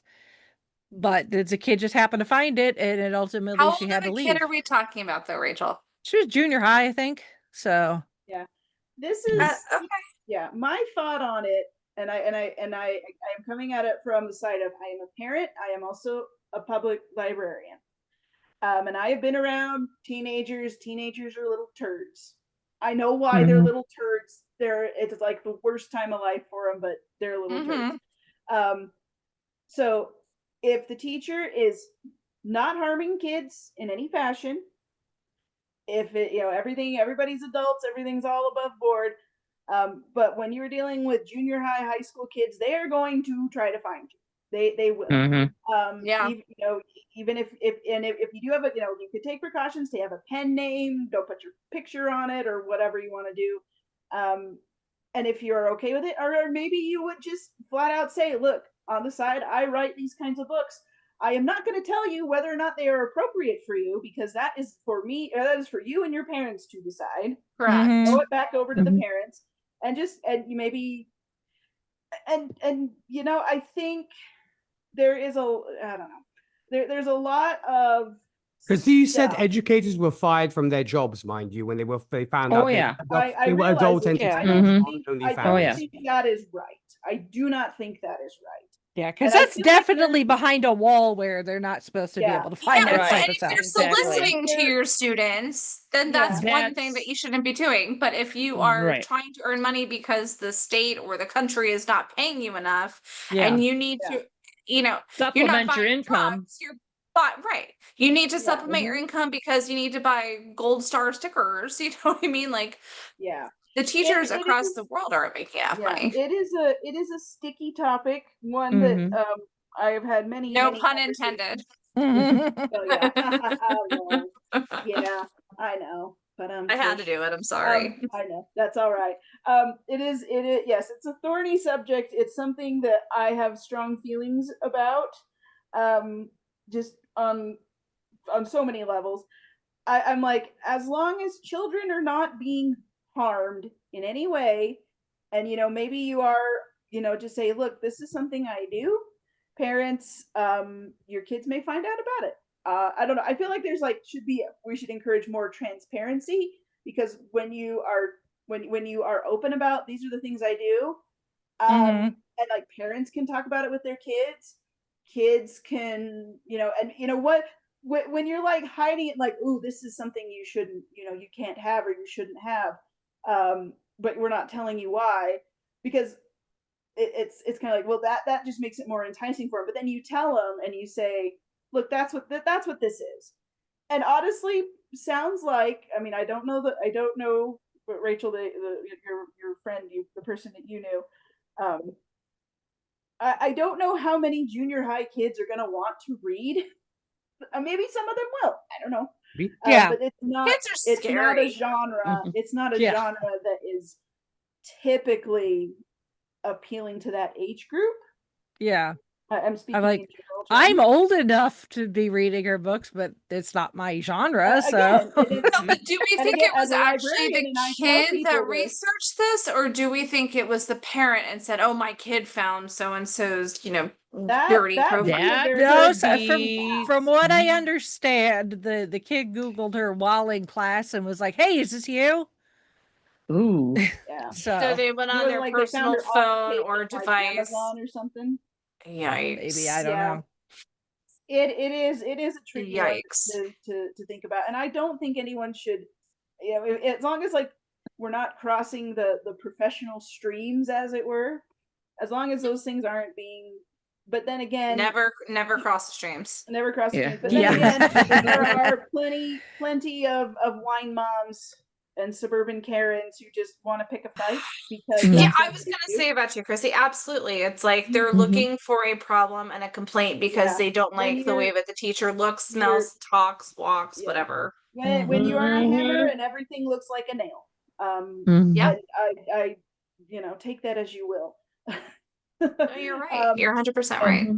Yeah. So it's and this is something I deal with at my library, and I actually have had parents who are so upset about blah blah blah whatever, and I just kind of look, you're right, and I understand it, and I understand you don't want your kid reading those things. And my suggestion is, and I know we're kind of getting off topic here, but I'm like, come to me, I will help you find something appropriate, something that you want your kids to have. I mean, these kids are very they're not aging any of us on this podcast, but they are very advanced. I mean, I'm talking specifically about friends of mine and their kids who are 14, 15, and I'm like, you did what and did this and you know about this, you shouldn't know about this, right? Or you're reading that authors, it's like, whoa.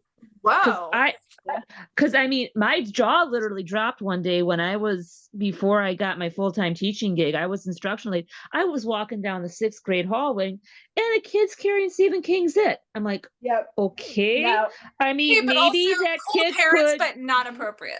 Right. It's just like, okay, your parents might have cleared it, but it's like, let's not be bringing that to into the classroom. School, yes. And read that at home. Me as a public librarian, when the It movies were coming out, and I could tell these 13-year-old kids are like, oh yeah, can you find It for me? They think I'm gonna chew them out for wanting to read it. And I'm like, yeah, sure, here you go. And I'm like, and if you guys get in trouble with your parents, that's your fault. That's on you because that was your choice. Or also on the parents for not paying attention. But again, I'm not gonna come down too hard on some parents because I get it, having children myself, and there are some things my kids find that I'm like, and we're gonna do something else. Yeah, no, I mean that's a fair point. Kind of reminds me of my grandmother yelling at me when I think it was 15 or 16. I was reading Suskin's Perfume, and she was like, "I didn't know you were into pornography."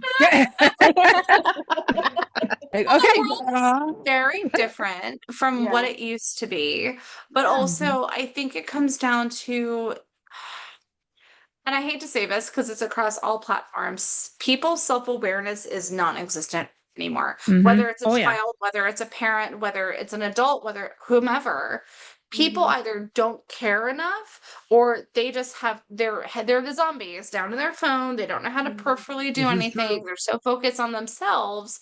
They're not looking at anybody else. And do we blame that on, our social bubbles during the pandemic that kind of pushed us into that? I just think it's gotten worse. Everyone's kind of out for themselves.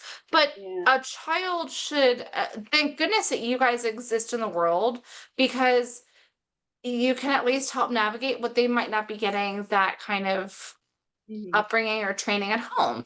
You know, by saying, let's find you something more appropriate to read, you're establishing that boundary, but at the same time, you're also like, I'm here to help and I'm not going to scold you, but like, let's look at something that's a little bit more appropriate for where you're standing at right now. Yeah. And on that flip side, like you were talking about how kids are like so much more advanced. Just last week, I had a girl, she's probably about 13 or I'd say she's 14.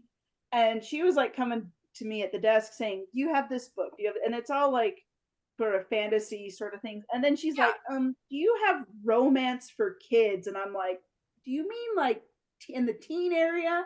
And she's like, yeah, but I don't want any like dirty content. Cause I guess a librarian, not at my branch, but at another one, she didn't tell me which one, she had asked for that. And they had given her some stuff that was like, she was not comfortable with. And the fact that she recognized that she was not comfortable with it.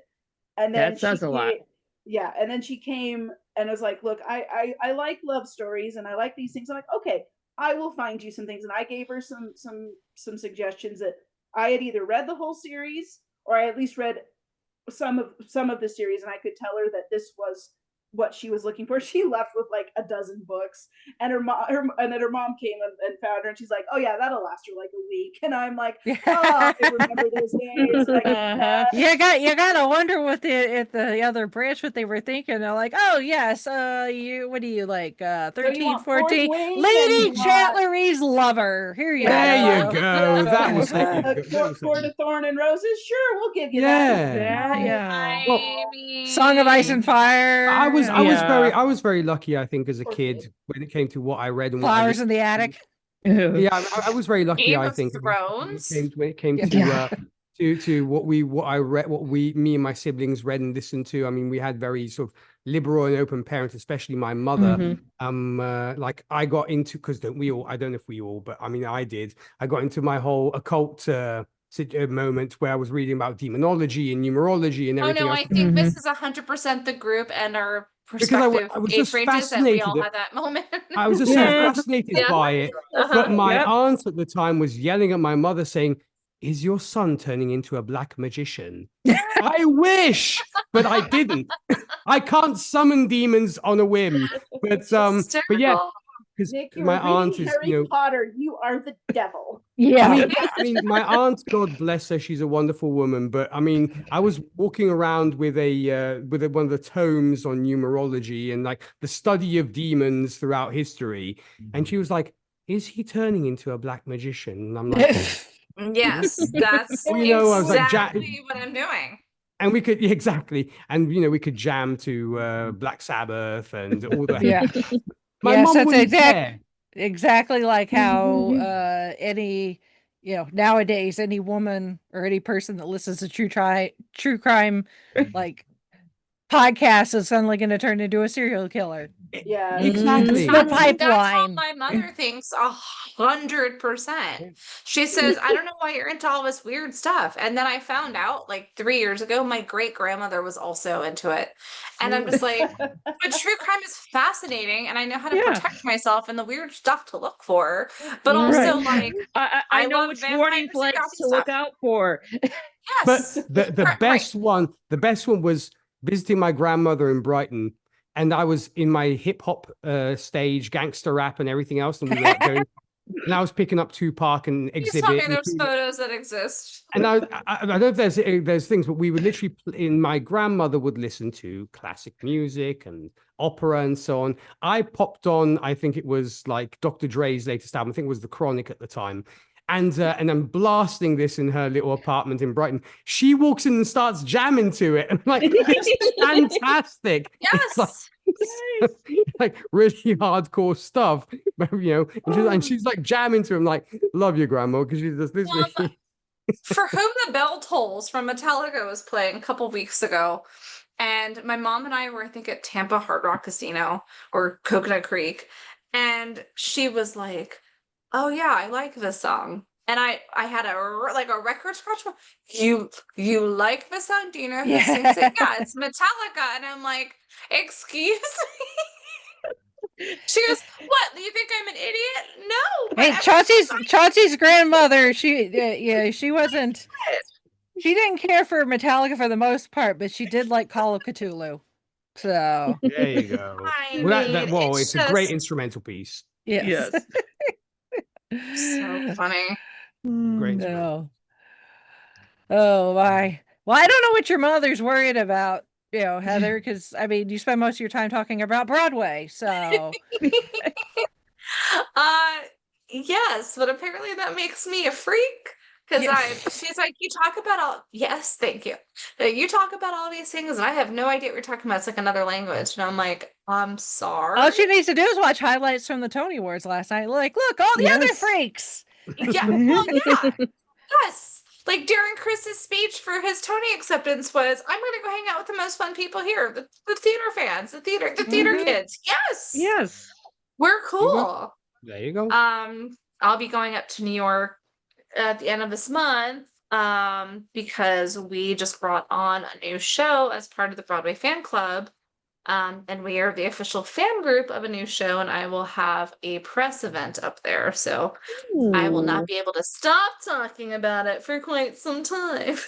Nice. Thank you. Very nice. Yeah. I was watching some of the highlights on TikTok earlier. I'm offended, I did Rachel. not. Oh I did not. So you missed Jonathan Groff doing a Hedwig car wash to Keanu Reeves. yeah, I saw that in the highlights. So yeah. I did see that, Keanu's reaction to it. He was just like, yeah, best thing ever. Was the best thing ever. And I mean, Johnny Groff, like that, I love Jonathan Groff. I can talk all about it, but I just spent an hour and 15 minutes doing that, and this is not my podcast. This is yours. Yeah. So I mean, that's our subtle way of saying check the show notes for the link to Heather's show. Thanks, toss. I mean, we only have 2.7 million members now. Just a few theater geeks. Just a few.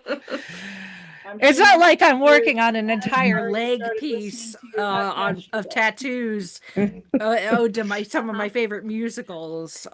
Rachel, did you see who else made an appearance on the red carpet last night, though? That's a very broad question. You have to be more specific than that. The Phantom of the freaking Opera was on the red carpet last night. Oh, nice. Which one? Which red carpet or which Phantom? No, which Phantom? We believe, because he was fully masked, it was Jeremy Stoll. Because they're getting ready to, they've been doing some slight marketing for Masquerade, which is the immersive Phantom experience that's opening up in New York. So he literally just walked behind everybody on the red carpet in full cape and mask. So from keen eyes, it was Jeremy Stoll. Whether or not that's confirmed, we have not officially confirmed or denied it. It was Robert Downey Jr. testing out as Dr. Doom, but nobody knows. Hey, man, let me tell you that I would not put it past him. He can pull it off. He has to test what he looks like behind the mask, right? I mean, it's kind of like like Hugo Weaving as V, I suppose. So I guess we'll see. Yeah, for sure. I don't know if RDJ has the height to be a menacing Phantom, though. Phantom's not tall, though. No, I know, but RDJ comparatively is. Well, yes and no. I mean, most Phantoms are like fun sized. Exactly. And the Christines are tiny. Yes. Well, that's true. Nick could proportionally. play the Phantom. That's me. There you go, Nick. You just have to have a presence of, aristocracy mixed with a little bit of psycho mixed. Yeah. Well, I was descended from Russian barons, I guess. Well, if it's to be believed that if you are of German ancestry and you have the title or nomenclature or whatever of von in your name, that means that you have ties to some sort of aristocracy. So if that's the case, So then Victor I do Von through Doom, my then? yes, Exactly. I do through my mom's side. So There you go. You're part of the Doom family then, Rachel. Yes. Yep. I think that is the most honest thing that I've ever heard about Rachel as part of the Doom family. There you go. Which is very fitting, seeing how much you love 100%. RDJ. 100%. I think mean, I didn't want to spill the beans this early, but I mean, well, thank you for trusting just us, 5 people, 6 people on the podcast right now. yeah, the other person watching is my husband, so where's our of adoring fans? Yeah. He's also our silent co-producer because he's been bankrolling us our Libsyn account for the entire time that we've been I mean, he is more than welcome to bankroll us too. He bankrolls the podcast. I bankroll the nonprofit. It's all good. Rachel, if you ever come across, and I've told you this before, and I know it's been many, many, many, many moons ago, but if you ever come across the file where you guys have the theme of this podcast, please send it to me because I want it to be my next ringtone. No. I literally wake up. Do-do-do-do. Do-do-do-do. That one's from the YouTube library. I guess that's better than having Dug-a-Doo stuck in your head. Currently, I have Midsummer Murders as my ringtone. So funny story. My kids, my daughter likes to watch those YouTube kid videos where they're like, showing off toys and things. I'm like, it's harmless, whatever. Every once in a while, one of them will use that da-da-da-da, da-da-da, and I'm like, that's our podcast theme. Yeah, it's so catchy, man. It's like, did she discover? It's like, what? Which one are you on? Like, oh, you're watching, another baby doll thing or Paw Patrol. I have to also ask: are your kids into Gabby's house at all, or are they past Gabby's dollhouse? They have not discovered that one yet. Because a movie's coming out now. My niece is so excited about the movie. Which one? Okay. I think we've been Gabby's house is coming out with a movie. Yeah. Okay, so I've never heard of that, so apparently I'm not cool enough to be in the know. I don't know either. Still very much in her Bluey stage, which everyone needs to be in a Bluey stage because always it's great. Did you have to go through the Baby one Shark of my best phase? friends loves Bluey. Oh yeah. Chris, did you have to go through the Baby Shark phase? We actually skipped that one. Oh my goodness. You are so lucky because now I have that in my head, and it's like the lyrical content is horrendous. My son was a baby when Baby Shark was a big thing, and we steered him. Let's see, what did we do instead? That was when Mr. Rogers was getting a resurgence, so we did a lot of that. Oh, that's right. Right. You were also playing a lot of Queen when he was in utero too, Chrissy. So that is true. We would listen to Queen, and that would put him to sleep. And then because I can remember sending you a whole bunch of like the classic rock, but it was like instrumentals. Lullabies are using like the baby toys to play. Oh yeah, no, it was what? Let's see, White Queen was a big favorite. Another one, Bites the Dust. He would listen to. He would fall asleep to. And now that he's almost 8, now he's like, Mom, I want Bohemian Rhapsody. And we were nice, raising him right. Yeah, exactly. Like I said, started in utero, so raising him right. He did. And I explained to him, Alex, this is what the song, and Lottie's like, why did he fall asleep to Queen? It's like, I don't know. He just, of course, when she was a baby, she listened to Bollywood music and fell asleep to that. Yeah. No, my niece was into Bob Marley in her early months of age. That's what Alex Marley. That's cool. Both of them are like, Mommy, play Queen. I'm like, oh, my children, it's a parenting win. I might not be able to get you to eat your vegetables, but I got you listening to Queen. I'm glad you escaped Baby Shark because my mother was very vocal on her thoughts of the lyrical content of Baby Shark, and there's nothing to it. Yeah. I'll keep it PG. But she's like, "What the f is this? These are such crappy lyrics. How is this working?" Mother, musical critic, but so there you go. No, my sister with her she had triplets a few months earlier than Alex was born. She did not escape Baby Shark. But that's because she had triplets and then she had 2 other older kids. And I'm like, you know what? You are exempt from any parental judgment because you were dealing with that. Yeah. Now they're all 8 years old. They're happy. They're independent little people and they're cute. So everything's better. Everything's good. But at the time it was like, oh, God bless you, child. But no, my children are very well cultured. Although that's good. That's good. Yeah. Although I'm trying to get my niece. My niece is now into Disney movies, which is fantastic. Good. Yeah, I'm trying to get is the same football team I do, but that's too late now because her father has taken care of that. But well, yeah, the parents kind of they have first dibs on that one. Alex is more into like Super Mario, and Lottie, her favorite princess is Zelda. Nice. She loves, and we actually got her Echoes of Wisdom for Christmas. Oh, cool. She plays a little bit. Mostly my husband plays, but she watches, and every once in a while she'll be like, "Daddy, I want you to play End of Breath of the Wild or Tears of the Kingdom so that Link can save Zelda." Yeah. So one of my best friends is expecting his baby mama to pop any moment soon, and he has been playing nerdy music, but she's not a nerd, so she has no idea. So I'll read his exact text because I'm like, dude, that's one, brilliant evil genius, but also two, it's pretty messed up. Because so they were in a situationship and then she got knocked up. And now anyways, oversharing. But Fiveish Fangirls After Dark.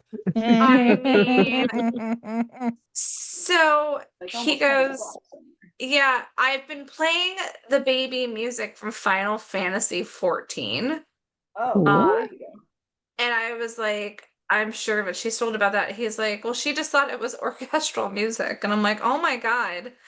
And he goes, yeah, it's really orchestral. And then I'm programming Sultana Dreaming as his bedtime music. And I'm like, God, dude, like at least tell the baby mama, like, this is nerd music. This isn't just beautiful music, which it is, but there's a reason I'm playing it. Mm-hmm. You play the music first, and then you tell them, no, this is from a video game, and then they're like, are you serious? Yeah. Yeah, it's crazy. I mean, when my mother-in-law, she has to fall asleep. She has to have music playing. There always has to be calm music. So we're putting, and every once in a while she asks my husband, like, can you put together a new mix CD for me for falling asleep? And we were putting one together, and I was like throwing in orchestral music from Donkey Kong Country 2. Nice. like Sticker Brush Symphony and Forest Interlude. And I was like, and she has no idea. Well, maybe she does now. I'm like, yeah, this music's pretty awesome. There you go. Hey, if it sounds good and it gets the job done. It does. Yep. Really? Next time we need the Avengers theme. There you go, by Alan Silvestri. Yeah. Alan Silvestri. Fall asleep to it, so. I mean, I don't know if that's sleeping music, but Thundercats. I vote you for can find Thundercats. the lullaby version, because as Holly was alluding to, the lullaby version of metal songs is brilliant. Where you have like all the best of the best of metal songs, and there's Maiden, there's Metallica, there's also Slayer, which is brilliant. And I'm like, but also vice versa. All those CDs at my library, like all those in the kids area. It's like they're all nice. Any like super popular. I mean, there's one for there's one for Beatles, there's one for David Bowie, there's I think there's one for Nirvana. Oh yeah, that's awesome. There's all the things, Metallica, Black Sabbath. Oh yeah, I just like that it reads opposite too, because you've got like Disney goes pop and Disney goes punk. And Disney goes like death metal, and you're like, but these are innocent little songs. Oh wow, look what they did to that. And it's really cool the change of what a song can mean when you change how the lyrics are sung. Oh yeah, oh yeah. It's like the metal covers of pop songs. I always remember "Oops, I Did It Again" done by Children of Bodom, which were a Finnish metal band, and it was so epic. We would literally turn it up to 100 when we were just cruising around the car. It was like, I want to hear "Oops, I Did It Again" metal version. There we go. There's a death metal version of Friday. Like, wow. Yeah. Or Call Me Maybe death metal, and you're like, wow. so weird. I do like the artists on like TikTok and stuff where they're really talented musicians, and people will be like, what if Five Finger Death Punch did their own version of I don't know, something so bye, not bye. Something yeah, silly. yeah, something like that. Yeah. Yeah, Richard Cheese is a great artist when it comes to that, of doing like jazz and blues versions of metal songs, like he did songs from Slipknot, and he did that kind of, and it's literally like as if Michael Bublé would do them. It's like, here we go again, mother effer. But he started taking that direction after Postmodern Jukebox, because Scott Bradley started that. Mm-hmm. And Postmodern Jukebox, I don't know if y'all have listened to recently, they have been doing some crazy remixes, and you're just like, wait, I like that even better than the original. Chop Suey by System of a Down, done in a like big band version. Why did you leave the kids upon the table? Why did you leave the kids upon the table? It's brilliant. Yeah, it's great. Well, when I go to see Weird Al next month, he usually does not have an opening act. Usually, but Piddles is, I was gonna say Piddles opening for him. Yeah. Oh my god, love it. And he does Postmodern Jukebox and did America's Got Talent. He's all over Orlando. Gotta love it. Oh, so he is gonna have an opening act then this time around. Yeah. He usually doesn't. The only other time I've seen him with an opening act is when he was doing the like the Strip Down tour, and I mean, it's not a musical opening act, but Emo Phillips was opening for him, so which was a lot of fun. They did something similar, speaking of which, when it came to the recent Roland Garros finals for the tennis for both the men and the women, where they had this group of just classic fiddle violinists and violas and cellos. And for the women, they did all pop songs sung by women, instrumental. So you had Billie Eilish, you had Miley Cyrus, you had all this stuff. And then when the guys came around, they did the same thing, except with songs sung by guys. It was wonderful to see my dad not getting one of them. And me, I'm like, yes, that's Billie Eilish. I'm like, who's Billie Eilish? Never mind. Like, oh, that's Miley It's like Cyrus's watching Flowers. Bridgerton. Yeah. Oh, which I tried doing with people, and you're just like, no. And this is, I was talking to my hairstylist, and her mom is like really into Wicked, but they tried to read the book, and her mom couldn't get past the first chapter because it's a totally different language. And I'm like, yeah, but Gregory Maguire at the back of his books, at least the original ones, actually gave an encyclopedia of like, a dictionary of like, here is a map, here is this word, this is what this means, this is how this person's, just like what they did with Game of Thrones. And they did like the family hierarchies. They did it in Bridgerton too. I think people are just getting lazy at this point. Speaking of that classic stuff, I am really looking forward to the new Downton Abbey movie. I don't know if that's just me. Never seen an episode. Excited. I'm thrilled. I tried more Downton Abbey, but I tried half an episode. I couldn't. I watched all of the show. I've not seen any of the movies yet. I need to. They're definitely worth your while, Chris. If you're a fan of the show, watch the movies. Yeah, I was my biggest. I don't know if I want to call it a gripe, but it just that everything life just kept crapping all over poor Edith, and I was like, I know. Give this girl a break. For the love of Pete, I'm like, Mary gets everything. Sybil died. Sorry, spoilers. Poor Edith is just there. I'm like, come on. No, it was such a fantastic show. I mean, at least I really enjoyed it. And I'm talking about romantic comedies and all this kind of thing. I really enjoyed it. Maggie Smith plays your grandmother. You're like, you've made it. You know what I'm saying? I mean, it's Maggie Smith, you know? Yes. Right. That's it. Yeah, that's it. That's why I watched it, because Professor McGonagall was their grandma. But speaking of which, though, I don't know about you guys, I am not going to be watching, but this is a conscious choice of mine. I'm not going to be watching the Harry Potter series. I'm not either. I've decided I refuse to watch it. So there's a big controversy now on top of everything else, because Tom Felton is coming on to Harry Potter. Oh yeah, he's been defending J.K. Rowling apparently. Yep, he's been defending J.K. Rowling, but his biggest thing is, look, that created a big opportunity, and he just doesn't want to really get into it, is what I got from that. The interview at the red carpet last night. I believe so. Yes. Yeah. Yeah. Yeah. Well, but here's the thing: Draco Malfoy, awesome.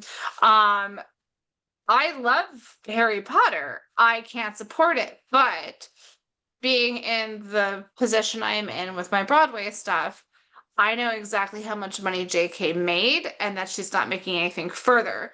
Just like in the theme parks, because I happen to literally from my house can see Hogwarts Castle and the Ministry of Magic. Not that I'm she in needs Ministry of any more Epic. money at this point, but whatever. She's not making anything from a theme park. She's completely Well, I cut out. mean, like I said, I don't think he's gonna break the bank regardless.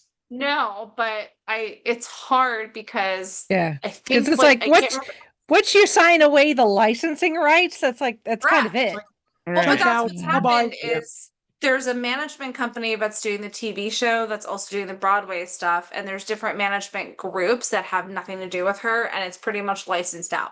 So I don't want to, take away from the fandom.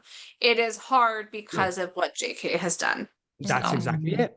I mean, it's like, granted, if you're paying for whatever, etc., it's not going to, even if I don't do it, it's not going to make her poorer or richer. It's like one person, it's like if a million people do it, it's one thing. But I just, as a conscious choice, it's kind of like, recently, where we're going to be talking about the second season of the Sandman, which I can't freaking wait about. I am heartbroken. I am heartbroken that Neil turned out to be who he was. Yes. And I'm not going to be I'm not going to be forwarding anything that makes money and puts money in his pocket. No. It's part of the streaming service that I put with the Sandman is streaming on. But it's just, if I'm not going to actively go out and buy a copy of Good Omens these days, because I don't want, as much as it's not going to change his bank account, etc. It's just, you don't want to add to it. It's just a conscious choice of mine, and that I don't want to that support. Is perfectly valid. That is absolutely 100% truly valid. I've watched all of these different things and scandals and stuff go down as we all have, and I've just kind of come to the conclusion that so back in the day, like in we'll say the 50s, 60s, whatever, is like you heard about these stars, you knew or you saw them in movies, and like Gene Kelly, he is in Singing in the Rain, he's that character. Or Audrey Hepburn, she's Breakfast at Tiffany's, she's Roman Holiday, all these things, and these people are like, you don't know anything about them personally, you don't know their politics, you don't know their opinions, you don't know, like, it was very much, there was a wall there. Well, then years happen, and then of course we have like the chat shows, and we have the magazines, and they get interviews, but those things are very packaged and very polished and very this stuff is like it's very controlled. They've got PR. Well, then here comes the internet, here comes social media, and it has just become now we know everything about these stars, these celebrities, athletes, what have you. Exposes the seedy underbelly. It's like there is no wonder there anymore, and that kind of, I think, has dampened our enthusiasm. It has broken the spell. I agree, because like now we know what people think. And whether or not you agree with and fill in the blank, I don't care. And honestly, I'm like, on my politics are, as what Treebeard says, I am on no one's side because no one is on my side, and I can confidently say that. But I'm not going to get into that. But celebrities, movies, entertainment, because we have unfiltered access to their thoughts, and some of these people just run at the mouth. And they just spew whatever it is they're throwing out there, and this is on every spectrum of whatever your opinion is. And I am not singling out anybody, I'm not mentioning names, because they all do it, every single one of them. And it's like, I have lost so much respect for many actors and many individuals and many people who I like their work, I like their stuff. But you're the same, you're spewing the same BS that everybody else in your industry is saying. And I can tell that a lot of you if I were to sit down and have a conversation with you longer than what it takes to get an autograph at a con, you would hate my guts. And you have specifically said you would hate my guts. I don't want to hang out with you. And even if I like, and now it's like tainted my enjoyment of some of the stuff that you have done. And maybe I'll get back to it, and maybe it'll take time. But I really feel like, first off, these celebrities, they need their PR people to like stop them posting on social media. I don't care which social media you're doing. That's what happened with Nicole Scherzinger. Stop posting. You're ruining everything. Yep. But it's not their PR people. I'm going to tell you that. Inside, and at least the theater world on my end, it's not their PR people. It's their interns. Or whoever, interns or whoever. Well, they're also hiring social media management companies who have their like regular recipes for success. But like, again, I know not everyone's controversy, cause a scandal, say something. Nicole Scherzinger apparently commented to Russell Brand, who's already on the naughty list. And it's like, and about his MAGA hat, and it's just like it exploded. It's too much drama. We cannot enjoy anything together as a people, no matter what our politics are, or no matter who you voted for. Like, I do not give a shit. I don't care. I know I'm alive. I don't give a shit who you voted for. I don't. Yep. Right. I want to enjoy something that isn't tainted by the political discourse of any kind. Okay? Yeah. I don't want it in my entertainment. I know everyone's like, well, all entertainment is political. Not really. Not really. Entertainment is supposed to be for everybody, regardless of whatever creed you subscribe to.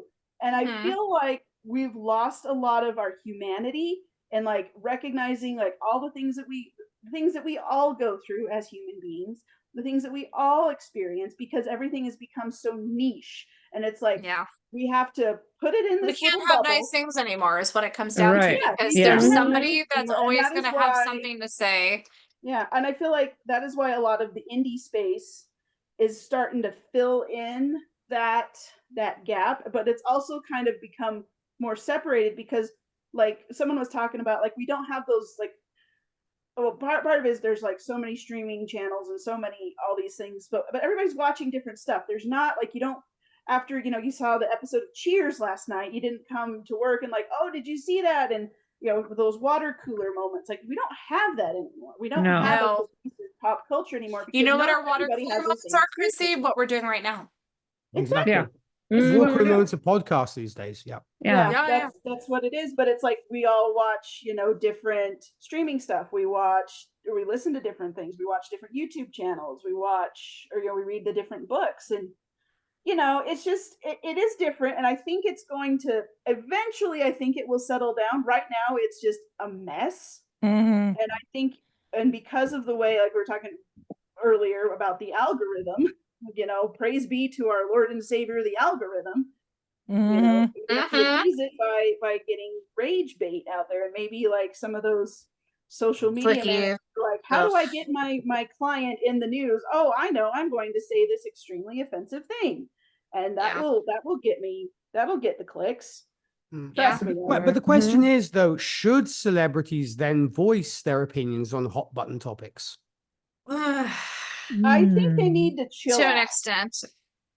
I think they really need to chill out. There's nothing that they can say that will add or subtract to the topic, and people just get so. What is the word I'm obsessed? Obsessed. They get their hackles up whenever anybody brings up, fill in the topic. I don't even have to tell you which one because you're already thinking of one. That's what I'm saying. Is like, that's why I just put it. I don't think it helps their cause. I honestly do not think it helps. Whether you're supporting or not or whatever. Whatever cause you're trying to bring. I think if they have a platform that they're already focused on, and they're saying it as diplomatically as possible, it always okay.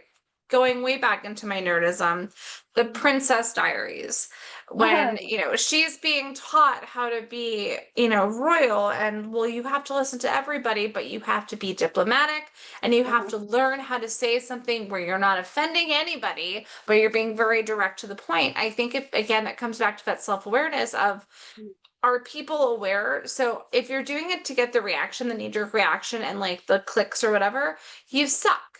But if you're doing it to speak about a platform, there's a thing going on right now that's about Pride Month, and there's like a big thing, and I'm not even going to bring it into it because I don't want to get into politics, but can people voice their concerns about something? Yes. Are you forcing your opinion on everybody? Then don't do that. You can have a soapbox to get up onto and present, but if you're going to do it in a professional, respectful manner where you respect just human beings in general, if you're going to be, this is this person and just make blatant lies, then there's an issue. Oh, no, totally. But my only thought is, even if you speak positively or negatively about a certain subject, you're still going to come under fire. It's kind of a damage. Oh yeah, because you can't make everybody happy. So either either you keep your peace and you don't voice your opinion on it, and just sort of, when you do. I'm not a Taylor Swift, and I wish I was blonde, but sadly I'm not. So I'm not a Taylor Swift, unfortunately. But when it comes to my profession. Exactly, and inside my, and I'm not blonde haired and blue eyed or anything, but you're not. I even see as a public figure myself, being a radio show host and everything else. I don't allow any political discourse on my page, regardless of how I think feel, that is a wise decision. Because I just keep the peace. And some people might say you're being passive, and I'm like, I'm not, because I don't think it's necessarily something people need to know about. That's the way I feel. And I think also, if you are somebody who has 300 million people who follow you, maybe you should keep stum about certain things, because you can influence people in one way. You're mobilizing a militia, regardless. Be it for good or for bad, it's like you are influencing people. Granted, we should be able to make up our own opinions, regardless of the celebrities that we love, adore, and follow. The thing is, if your celebrity tells you to do this, you might be subconsciously influenced by it. And I think there you should maybe, granted freedom of speech, but still, you are so influential, you should avoid talking about. I think it comes down to a combination of time and place. Like, we try to keep our show as free of politics as possible, unless it directly is affecting something that we're talking about. But in general, it's like we try to keep this political free as possible, because that's not our intent with this show. Now, if I, on my own personal Facebook page and some of my social media, yes, I will spout my opinion, but everybody knows that is my personal opinion. I also don't speak about things that I am not well educated about. Yes. Well, and here, let's talk about the power of influence, because Nick brings up the point, you're influencing people regardless of how you know it. And I'm going to go way back. I was not alive by then, but I remember my mother has talked about this. My mother just talks about all the weird stuff. But in 1965, has anyone heard of Soupy Sales? Yes. I believe so, yes. Okay, Soupy Sales is before like Bozo the Clown. Krusty the Clown is based off of Soupy Sales in the right way. Soupy Sales, pretty much, and it's recorded and I can go over articles, but he was this beloved TV clown, but like not a traditional clown, like more like the, like the boho clowns, essentially, like the sad clowns that, have one shoe or whatever. And he said to the kids on his morning kids show, hey kids, Soupy Sales needs you to get into your mommy and daddy's wallet, so when they're at home and in bed and sleeping, you have to sneak into their purses and take some money and send it to Soupy Sales and blah blah blah blah blah. And like thousands of kids took their parents' money and mailed it off to Soupy Sales, and he got canceled because of it. Right. But you're influencing young minds, and I think in my like little Disney princess mode, I would love to think that all people are good, but I also know that a lot of people are villains. And you want to believe in the best of people, and if you don't, then you become callous and you become really paranoid and frustrated by it. But I want to believe that people are still good out there, but right now it's the me movement of look at me, I'm gonna do this, look how many, like the clickbait and like the anger bait, like people are doing it for attention, and again it goes into that self-absorbed not giving a damn about anyone else in the arena. And I just wish people would sit down, shut up, and see what they're doing and care just a little bit. But then you also have the masses who want to be angry about something. Yeah. What it is. That is what is happening now, is because people have felt like they have not been cared about. And they were nice and they went along to get along, and they just got dumped on every turn and corner, and everybody has responded to it in a different way. Some have responded positive ways to do it, others have gone very not positively.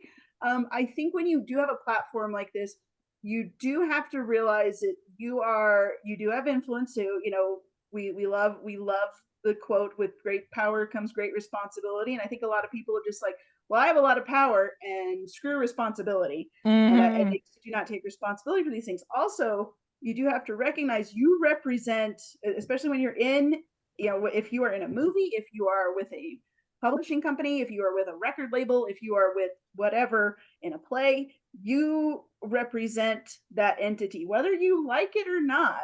Yeah. And even like that does affect other people. You have to be selective with what you're choosing. To be selective, and you know, and a lot of things that certain individuals have been fond of saying on social media. If you don't like my politics, don't buy my thing. I can guarantee you, there's been an office of executives hearing their star person, who whatever, and like, what the get that shut her up, or whoever it is. And it's like, yes, but it's also a marketing ploy, because here we are several months later, and I'm not saying specifically, but you know, it's this marketing tactic of, oh well, we're gonna make this really crazy statement and be like, whoa, we're so sorry, but also now months later you're talking about the whoa moment, and you're like, well, but so and so did this, or like, there's a big thing again, the Broadway world, like Patti LuPone just went off on a Audra McDonald, and like big like no naughty racist stuff. And there was a petition of like 700 Broadway professionals who were like trying to say like, this is what needs to be established. If you're going to be a stupid person, you're going to be callous and you're going to be mean, you need to have anger management, and this should go for anybody, and you should be disinvited from these things. I think ultimately, I think people have to be held accountable for their actions, and I think that as a society we are failing them miserably. A lot of it too is like, we are selective in who we hold accountable. It's like, you yes, got that 100%. And you, but what about like the 20 or so others? And I don't want to delve into whataboutism, but I'm like, okay, good. You got that one sleazeball. What about all these others? The rest. We all know they're out there and they're all doing this. Right. So if you really gave a crap about whatever it is you're spouting, like, I don't believe you. I don't believe you when you're saying, oh, we're gonna take this on and we're gonna do this. It's like, well, yeah, you took it on for one scum bucket. But you know, there's a gazillion others, but you know, they're all your best friends, so you're not going to do anything. So I don't trust these institutions. Yeah, there's the rule for the rich and the rule for the poor is what it is. Yeah, I just don't. To make the rich richer and then make the poor poorer, 100%. Is what it is. Yeah, there isn't a universal line when it comes to that. But I mean, ultimately, I think, if you're an entertainer, focus on your entertainment. Yeah, you've got... it's like, you guys, I came out with a new single, check it out. But you're not going to talk about, you know, I hate this, I hate Caesar, I hate Brutus, I hate whatever. You're going to just go with, this is what I'm doing. You know, it's like, I've got a new movie out, check it out, guys. End of story. As far as I'm concerned, that's my personal opinion. Yeah. I did like Tom Cruise. He was promoting where was he? It was somewhere, and he was promoting the new Mission Impossible, and somebody asked him a politically charged question, and he's like, we're here to talk about the movie, so let's talk about the movie. And I was like, well, and that's that redirect that I think is key. But sometimes when people have that spotlight on them, they're like, oh, well, I'm going to talk about it. He's like been in the industry long enough that he knows how to deflect that, and obviously not everybody does. Not everybody knows how to do that, but I'm not going to say I'm like the biggest Tom Cruise fangirl or but it's a respectful move. Yes, and I respect him for doing that, and he feels like he's been the sort that's like, hey, we're really grateful, after the pandemic, that people are coming back to the movie theaters, and thank you for coming. Hope you enjoy our movie, which I'm like, that's how it should be. That is how it should be.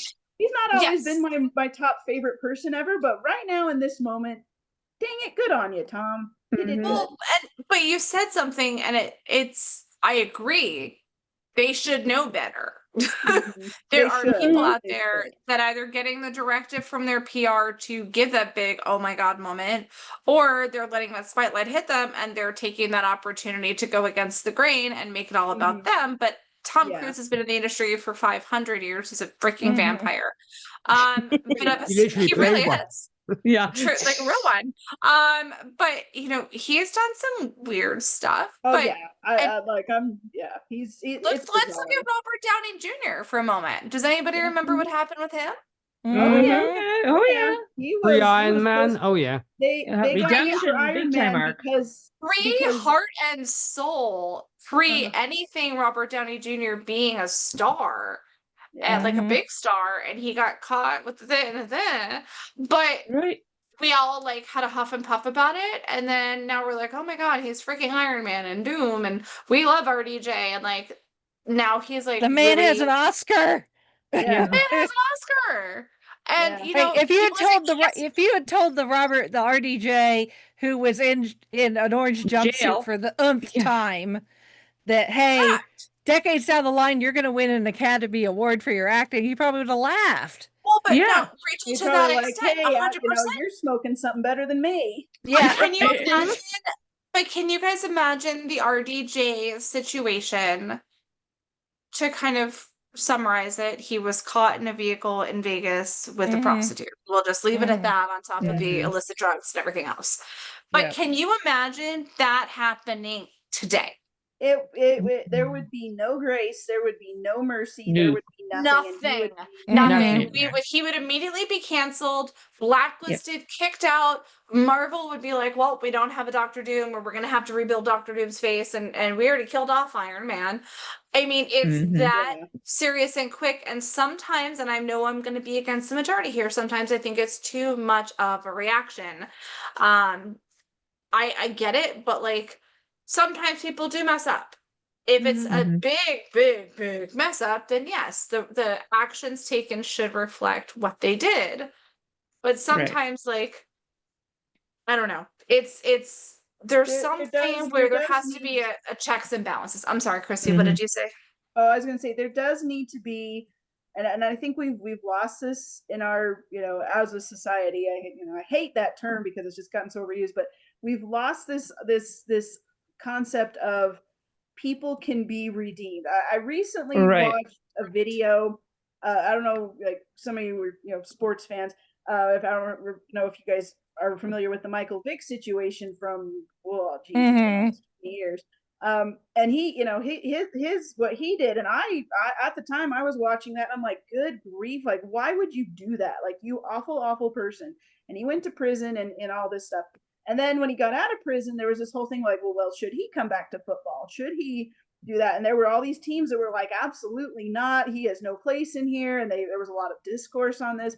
And then finally, at the time, the Philadelphia Eagles, Andy Reid was the coach, and Donovan McNabb, who was the quarterback, a very prominent quarterback, and he said, look, Michael Vick is my friend. He is a changed man. He is remorseful. Let's give him a shot. And Andy Reid went to bat for him, and every interview with Michael Vick, he was remorseful, and he said he was sorry, and he wanted to work to make it better. Now there's a limited amount of what you can do to really make amends, but you felt like and then this video was talking about, like, look, he served his time. We talk about paying our debt to society, and this is an extreme case where someone went to prison for it, but then he came back and he was actually still pretty good. He's not as good as he was before. Right. He didn't go back to his original team, but like since then he's like started charity, charities with the Humane Society, and animal charities, and he's spoken out, and he's like, and you can tell, and I mean, and that stuff takes time to like see that someone is sorry and someone is, and this happened like right before social media became the Right. monster that it is now. Mm-hmm. And there are still people, and I don't blame them, who are very upset that he has gotten a second chance. But at the same time, like, my personal beliefs are, I believe that, we can give people a second chance. Right. And Give them that little bit of grace. Chance, like, and give them another chance if they do well or if they screw up. Or I just, just in my personal core values is that we are given chance after chance after chance to make mistakes, but to also come back from them. But then again, there are those people who just will not forgive, and you got to kind of accept that that's a thing. And so I don't know, there's a lot of nuance to this, and I feel like we have lost the concept of nuance in favor of rage clicks, because there is, and I have been there. I wrote for a news website many moons ago, and it wasn't about informing people, it wasn't about expressing an opinion, it was about how do we get clicks. And I was just so disillusioned by this, and that by the time I got laid off, I was like, actually, I feel relieved now. Because I was like, I need this job, but gosh, it kind of sucks the soul out of you. Well, Chrissy, to kind of interject there, I mean, prison, when it comes to prison, at least over here, it's supposed to re-educate, not punish. As in, you are serving your time to then be reintroduced, hopefully, into society as a corrected person. Well, that's what I'm saying with this petition they did for Patty LaPone. It's the same thing of like, here are the steps. It's like a 12-step program. You messed up. Here are the 12 steps that you should go through to reintroduce yourself properly back into the industry or back into the world. Yeah, I mean, because it's supposed to be, it's called as I believe in the States, a correctional facility. Yes. Yes. It's supposed to correct you, not punish you. The whole concept of going to prison is capital punishment. Yeah, exactly. Is you're supposed to go there to learn, not to be punished. Yeah, and I agree. We talked about that when we talked about Shawshank. I went and visited the filming location that doubled as Shawshank, and the whole history of the actual building was that it was supposed to be for like your non-violent, like, you just broke just a law just enough to get sent somewhere to get locked up, but it was supposed to be more rehabilitated than anything, and to avoid, and so that these guys could learn trades and stuff and then go back out into the world and get a job as a carpenter or a bricklayer or whatever. I mean, based on the time period. Yeah, I mean, there are some individuals who are beyond being corrected. We know this. There are extreme cases, and we have seen this. But the concept of prison is you're here to learn. And I would actually like to throw this over to Hollywood, because we talked about this in our little sports ball group. Folks watching, we have a little group. We talk about sports. Holly, you brought up Brent Favre, and you brought up Aaron Rodgers. Like, when it comes to these kind of folks, I mean, have they served their time, if you will, and should they be kind of reappreciated for what they did for the sport? I probably it's just hard to say, because just. I didn't want to put you on the spot, by the way. I'm sorry. No, you're okay. It's yes, but then sometimes. I like with Favre, it came out, and then yes, he's kind of apologizing. So Aaron, that's still meant to be proved. I mean, take a look at Pete Rose. There you go. You know, he was put into the Hall of Fame recently, the Baseball Hall of Fame. Right. Yeah. I mean, did he admit he was wrong? Yeah. So I think it's also how they react as to how they should be punished, because if we're like, oh my God, like, and it's sincere, like, oh, hey, like, I definitely. If they're accepting of it, and like, yeah, if they're accepting of it. I think actions speak louder than words a lot of times, and it's like, okay, you said you're sorry, now act like it.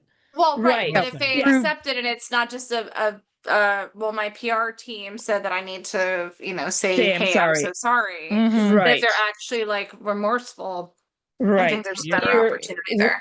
It walk the walk, talk, you know, talk the talk, but walk the walk. That yes, I am sorry. Yeah, that's the thing, because I think of like the I mean, obviously don't want to get too dark here, but you think of extreme crimes like serial killers, for example.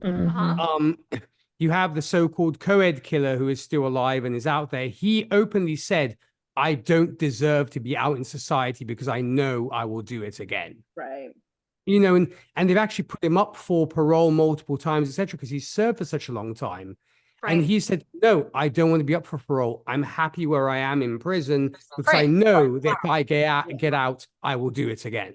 Well, right. And if somebody is directly saying like they're content in having that like limitation and that like militarized kind of, you know, this is how your day is going to be, but like when you get into that thing and that's how you have to live, then that's your prerogative. And like, if he doesn't want to go, then you don't have to force him to go. But if he's using the system and then very much being Edmund like, hey, Kemper, I'll that's the guy's name, Edmund Kemper, who's still alive and in prison, of course. But if he was like, well, you know, I'm going to murder someone the minute I get out of here if you make me leave. Well, now you're endangering society. Is he actually changed? Is he rehabbed, or is he just that crazy, or is he doing it for the reaction of, well, we can't let you out because you're going to murder somebody? No, he literally had the presence of mind to say, don't let me out because I'll do it again. Right. Correct. Yeah. I just dropped a link to a Goodreads page for a book I read. All this talk about, you know, prison and whatnot. It reminded me of this book. Happy things. Yeah. No, this is many years ago. It's a book called, it's a memoir. It's called Shakespeare Saved My Life. It was, what was the rest of it? Shakespeare Saved My Life. 10 Years in Solitary with the Bard. So it's written by this woman named Laura Bates, and she is a professor of Shakespeare. And she got invited to teach a Shakespeare class in the solitary confinement unit in the Indiana Federal Prison. Yeah. So and you know, so a class, it's like just her and this other guy, and so and it's like, well, what? This guy's never gonna get out. This guy is because he murdered someone, and he's one of those that's like, yeah, I deserve to be in here. So it's like, why are you teaching Shakespeare to this guy? Like he's never going to use it. Well, it ends up like him learning about Shakespeare and learning like about the stories and the characters, especially Hamlet. And so I recommend you read this book. It's like just while he's in prison, it just kind of opens up his life, even though he's still there, he's stuck there, but he like wrote a dissertation and he got his, I don't know if he got a PhD, but he like wrote, you know, and it was published and all this. It's an amazing book. It's an amazing story. I'm not going to say it's like going to happen all the time. No, there are all sorts of stories about. Yeah. What wasn't it like a? Oh, wasn't it a movie that was up for Best Picture this last Academy Awards that was based on the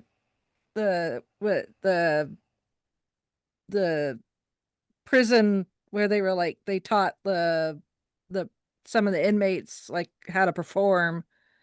Yeah, I know unless you're referring to Sing Sing, but I don't know if that's the one you were referring to. No, but it's something like that where it's that they've shown in some cases. I mean, it depends on the criminal, but I mean the person that's behind bars. But you know, there are some populations that are behind bars that all they really need is just to be given tools that they can use once they're back out in the real world. That rehabilitation, like I can't remember where the prison is, somewhere in the desert, but they like literally they don't have anything inside.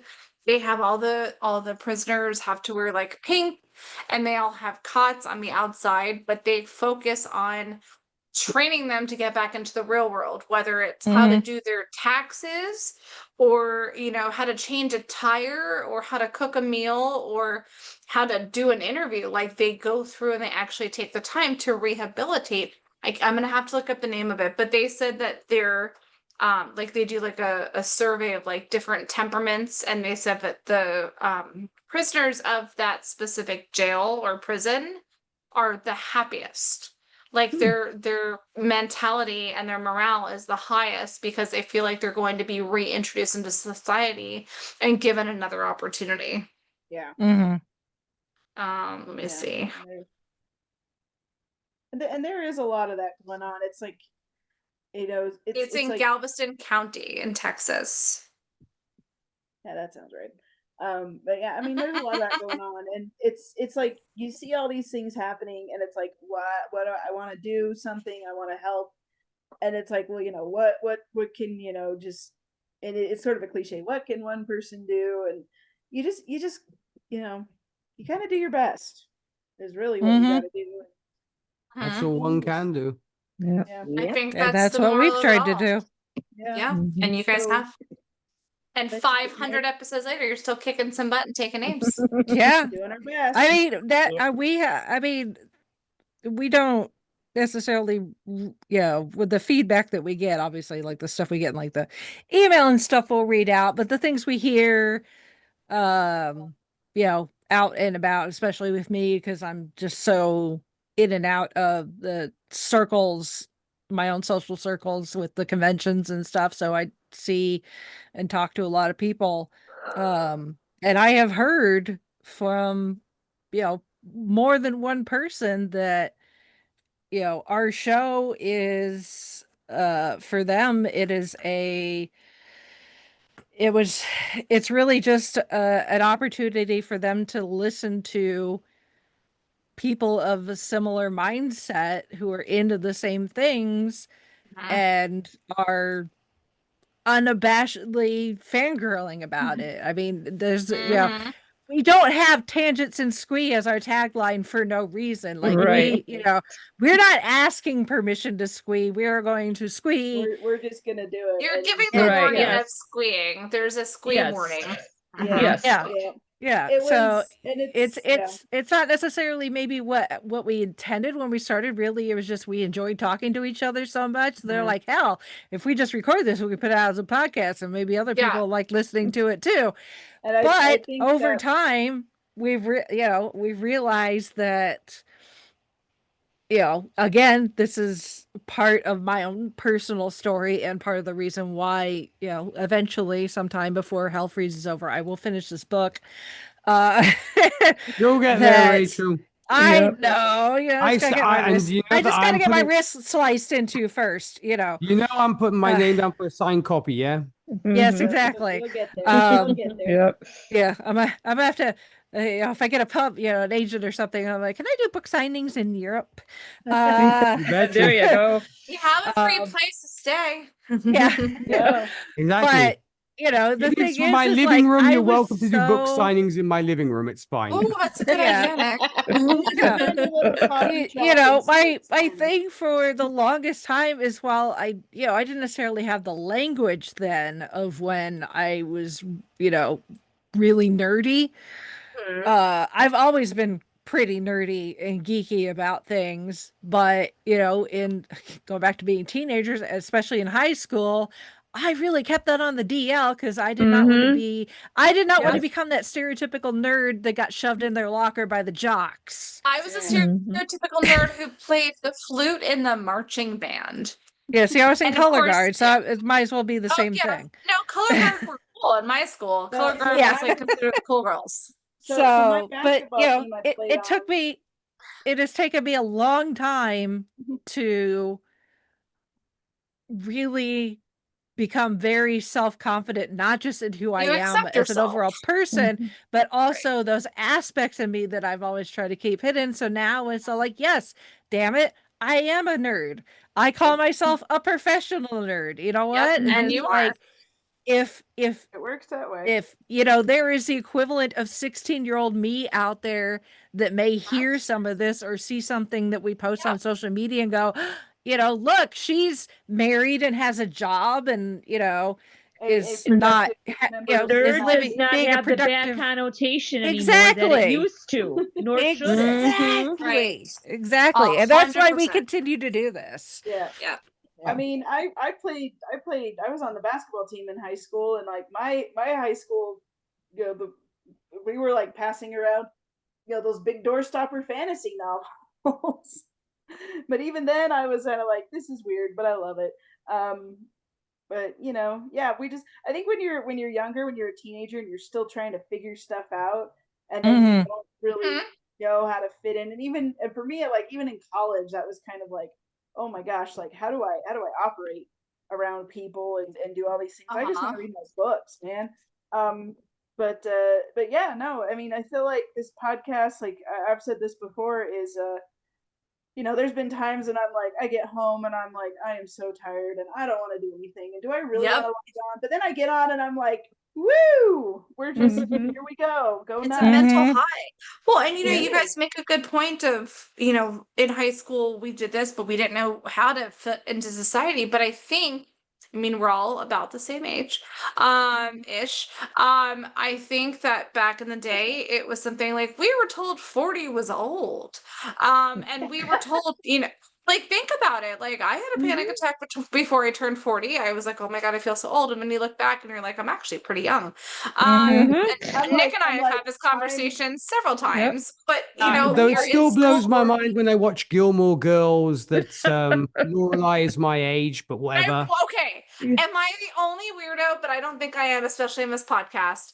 So if I'm watching a show, like right now I'm rewatching Glee, because why not? But I'm like, oh my God, I wonder how old Jonathan Groff was when he was in this. And I'm literally while I'm watching the show, I am on IMDb or Google and seeing how old they are now. When did this specific episode come out? And comparing myself to like, well, how was I at this age?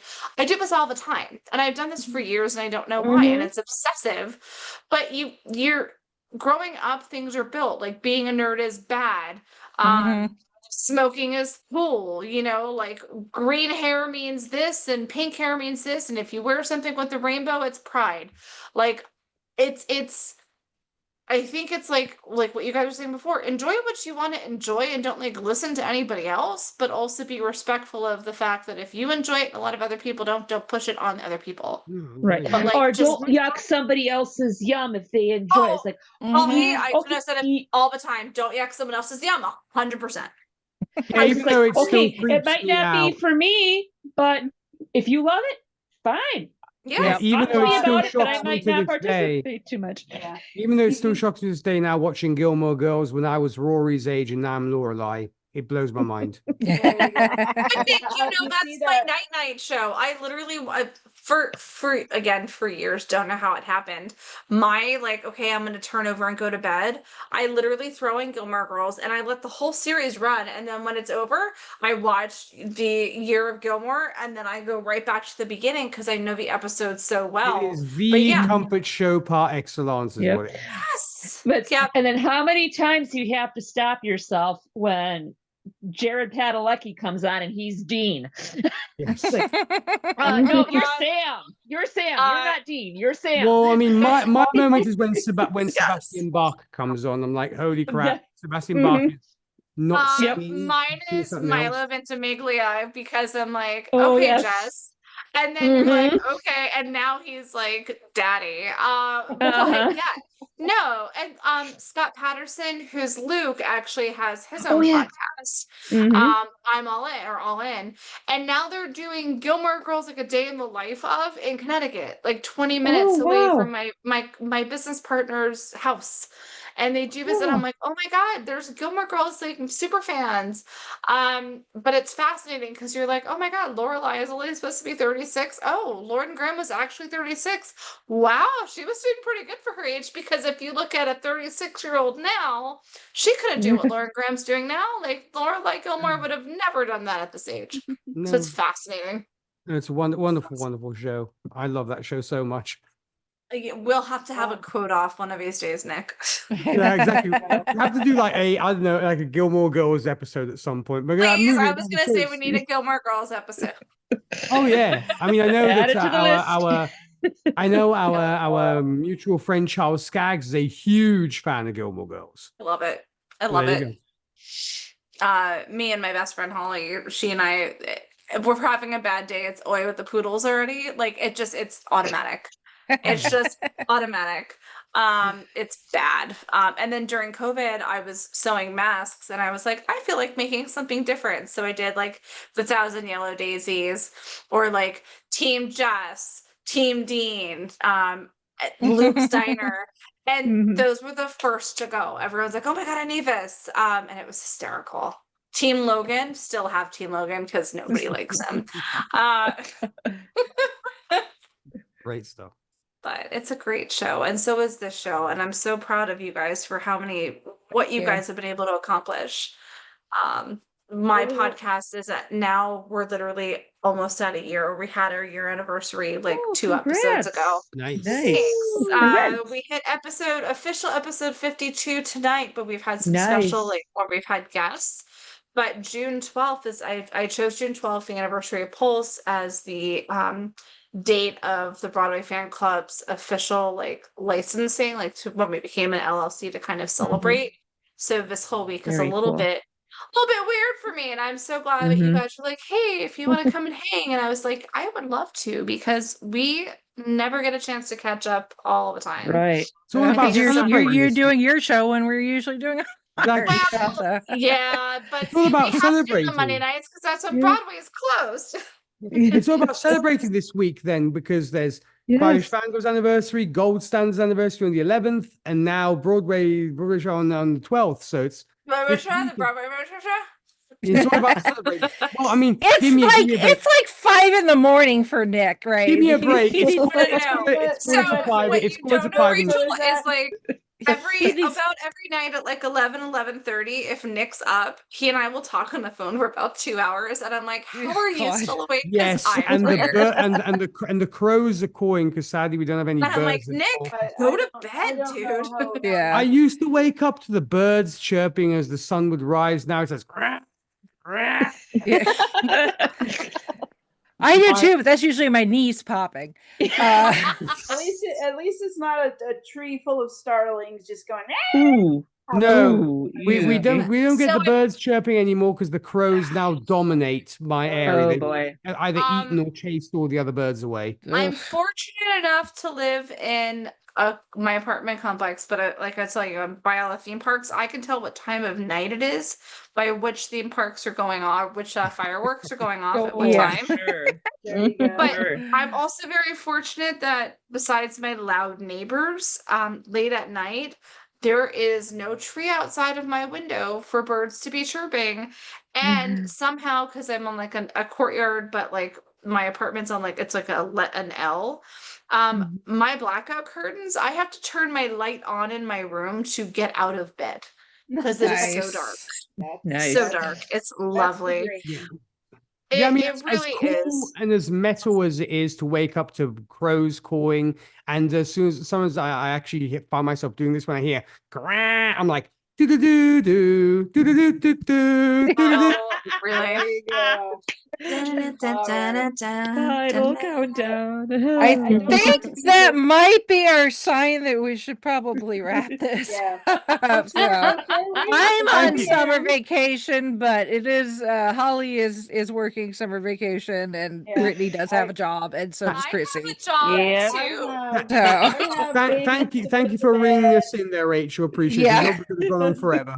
Oh, I know. That's how this show started. Is it because we'd spend 6-8 hours just hanging out, just talking? Oh yeah, right. So and playing the Doctor Who gem matching game that is no longer with us. R.I.P. I think we just need to have like a podcast family reunion every month or something, just because we get something. There you go. So before we go, I was told by my dear husband. He just finished or he just published seventh book in his Long Black series. Nice. Dagger in the Black. Again, this is his main series that he works on. This is like, I don't know, book 11 or 12 that he's actually published. It is live. It is also on Kindle Unlimited. So if you want to hear the continued adventures of Morgan Black and all the crazy shenanigans she's getting up to with her space truckers versus pirates and totalitarianism BS. That book is up, and I'm going to put the link in our chat, and hopefully we can add that to the show notes.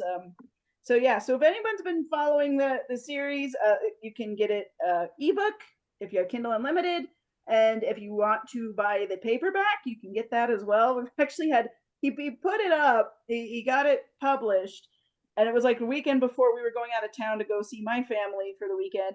And he had all these messages like, "Where's the paperback?" And that's a bit of a process to get the paperback ready for prime time. So we left Sunday. We left a little early Sunday so he could get back and get that up, so people would throw money at him for that. But I saw that and it's like, oh, yay! Yeah, so it's up, it's going. We've gotten some good feedback, so that's awesome. And I will say this. That's why. And Jared with his circle of author friends, and I'm kind of in that mix a little bit. It's like the common refrain is, hey, we want to entertain people and maybe put a smile on their face, maybe give them something to focus on other than maybe whatever crap is going on in their life or such. So I mean, that sentiment is shared across several genres or fields or whatever you want to talk about. But yeah, so that book is up, so go check it out. If you haven't, it's pretty good. I'm not at all biased, of course. It's a space opera girl. The first book, she escapes her with her parents' help, she escapes a totalitarian planet, ends up learning to be a mechanic on spaceships, and then by a variety of very offbeat events, she ends up in command of several of them. So it just spirals out of control. And she's like, look, I just wanted to be a mechanic. That was all. But no, it's great. So I told him I would plug the book. Oh yeah, absolutely. I mean, this is the time for shameless self-promotion, especially Heather, considering Heather's actually not been on the show before. So we just kind of came in and we just were like, hey, Heather's here. And our listeners are going to be like, Heather who? Well, now you're going to be like, oh God, that girl. Oh no. But I will tell you that Nick did tell me that when I'm on episodes with him and Keith or him and Charles, that his numbers go up significantly. So there you go. Because you and Keith have that particular chemistry, and I so look forward to that tomorrow, by the way. Yeah. Excellent. Yeah. Yay. So excited. I was going to say we can have a family reunion, but just don't invite Keith. Love you, Keithy, if you're listening. But no, I appreciate you guys letting me pop in, especially after my show, because I was like Broadwayed out and I'm like, let's get into some serious stuff. I'm here for it. Bring it on. Then we can talk about Jonathan Groff teabagging Keanu Reeves. It's fantastic. He went for it. I didn't have it on my bingo card. And Keanu loved every second of it. He was just like, oh yeah. Yeah. But no, seriously. I mean, this is your opportunity for shameless self-promotion. So promote away, girl. Yes. You got a captive audience. Okay, well, check out the Broadway Fan Club if you are a lover of theater, whether local or national or international. If you like theater, if you like musicals, if you like drama, whatever kind, whether it's on the stage or behind the scenes, check us out. We have 103 different fan groups. We are aligned with several Broadway and off-Broadway shows officially. So we bring you direct information from the shows, insider info. We actually knew that Beetlejuice was coming back to Broadway this fall before it was officially announced, and we talked about it on our podcast. Yes, we don't shame anybody. We might give you a hard time if you forget, like one of our favorite members tonight, that we started at 8 o'clock. Which was great.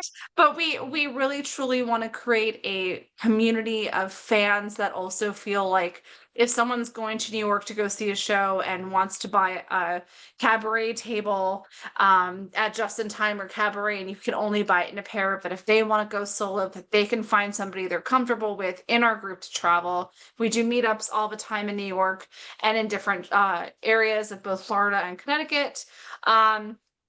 I'm an adult theater kid, so I'm totally down for it. We're very open. BroadwayFanClub.com will take you to a list of most of our fan groups. We are even doing some fun merch. So right now we have my favorite merch shirt that I've ever created that's only Broadway fans, and it's literally the OnlyFans logo. You are welcome. So check us out on Facebook, and then Instagram is at the B-Way Fan Club, and then you can also find us streaming on YouTube at the Broadway Fan Club. So Yay. Lots of plugs. That sounds so inappropriate, but plugging away. Thank you for that. I mean, that's almost as long as Nick's, which, at this point, Nick's been on our show all enough. It's like, if people don't know where to find DJ Nick, then I'm sorry. It's true. Sure. And of course, you can always find all of our shenanigans on our website, which is the5ishfangirls.com. And if you missed this live stream, timey-wimey, sorry. Watch it later. Watch it later, except Facebook's doing a thing now that videos are only staying up for so long. But anyway, the audio for this will go. The audio for this will go in the feeds. I'm probably not really going to do a whole lot of editing. It's just going to go out. Just like this, they just won't have the visuals. Uncut and unedited. That's how. Well, you know what? Like I said, I'm having my wrist sliced into the day after tomorrow, so I don't really have time to do a lot of editing. So you're getting it as is. I'm getting my neck sliced into in a month, so we'll share more stories. Ain't it great? Yes. Yeah. I will tell you what I had sliced open last October. Yeah. Yeah. Don't even want. I'm gonna go eat my dinner now. Yeah. That's why I said I'm not. Thank you, everybody, for. Yeah, thank you for our guests for coming on. Yes, Thank you for everybody who watched, who commented. Chauncey put a couple comments in here, saying congratulations and all that fun stuff, and reminding us that Bama, his grandmother, called Metallica the Metallics. Adorable. That's cute. I like it. I like it. I like that better. Yeah. So 11 years, 500 episodes. It's wild, but there's still plenty to talk about. Even now, we've added to the to-do lists multiples. So we're not going to run out of things to talk about. Club podcast. That too. Yeah, add that to the list. Add it to the list. Well, congratulations to another 500 episodes and another 11 years of awesomeness for you guys, for sure. Oh, thank you very much. Thank you. Proud of you guys. Thanks for being here, and yes, it's great. This was fun. Yep. Yeah. We will catch you all later. Bye, guys. Bye. Yeah.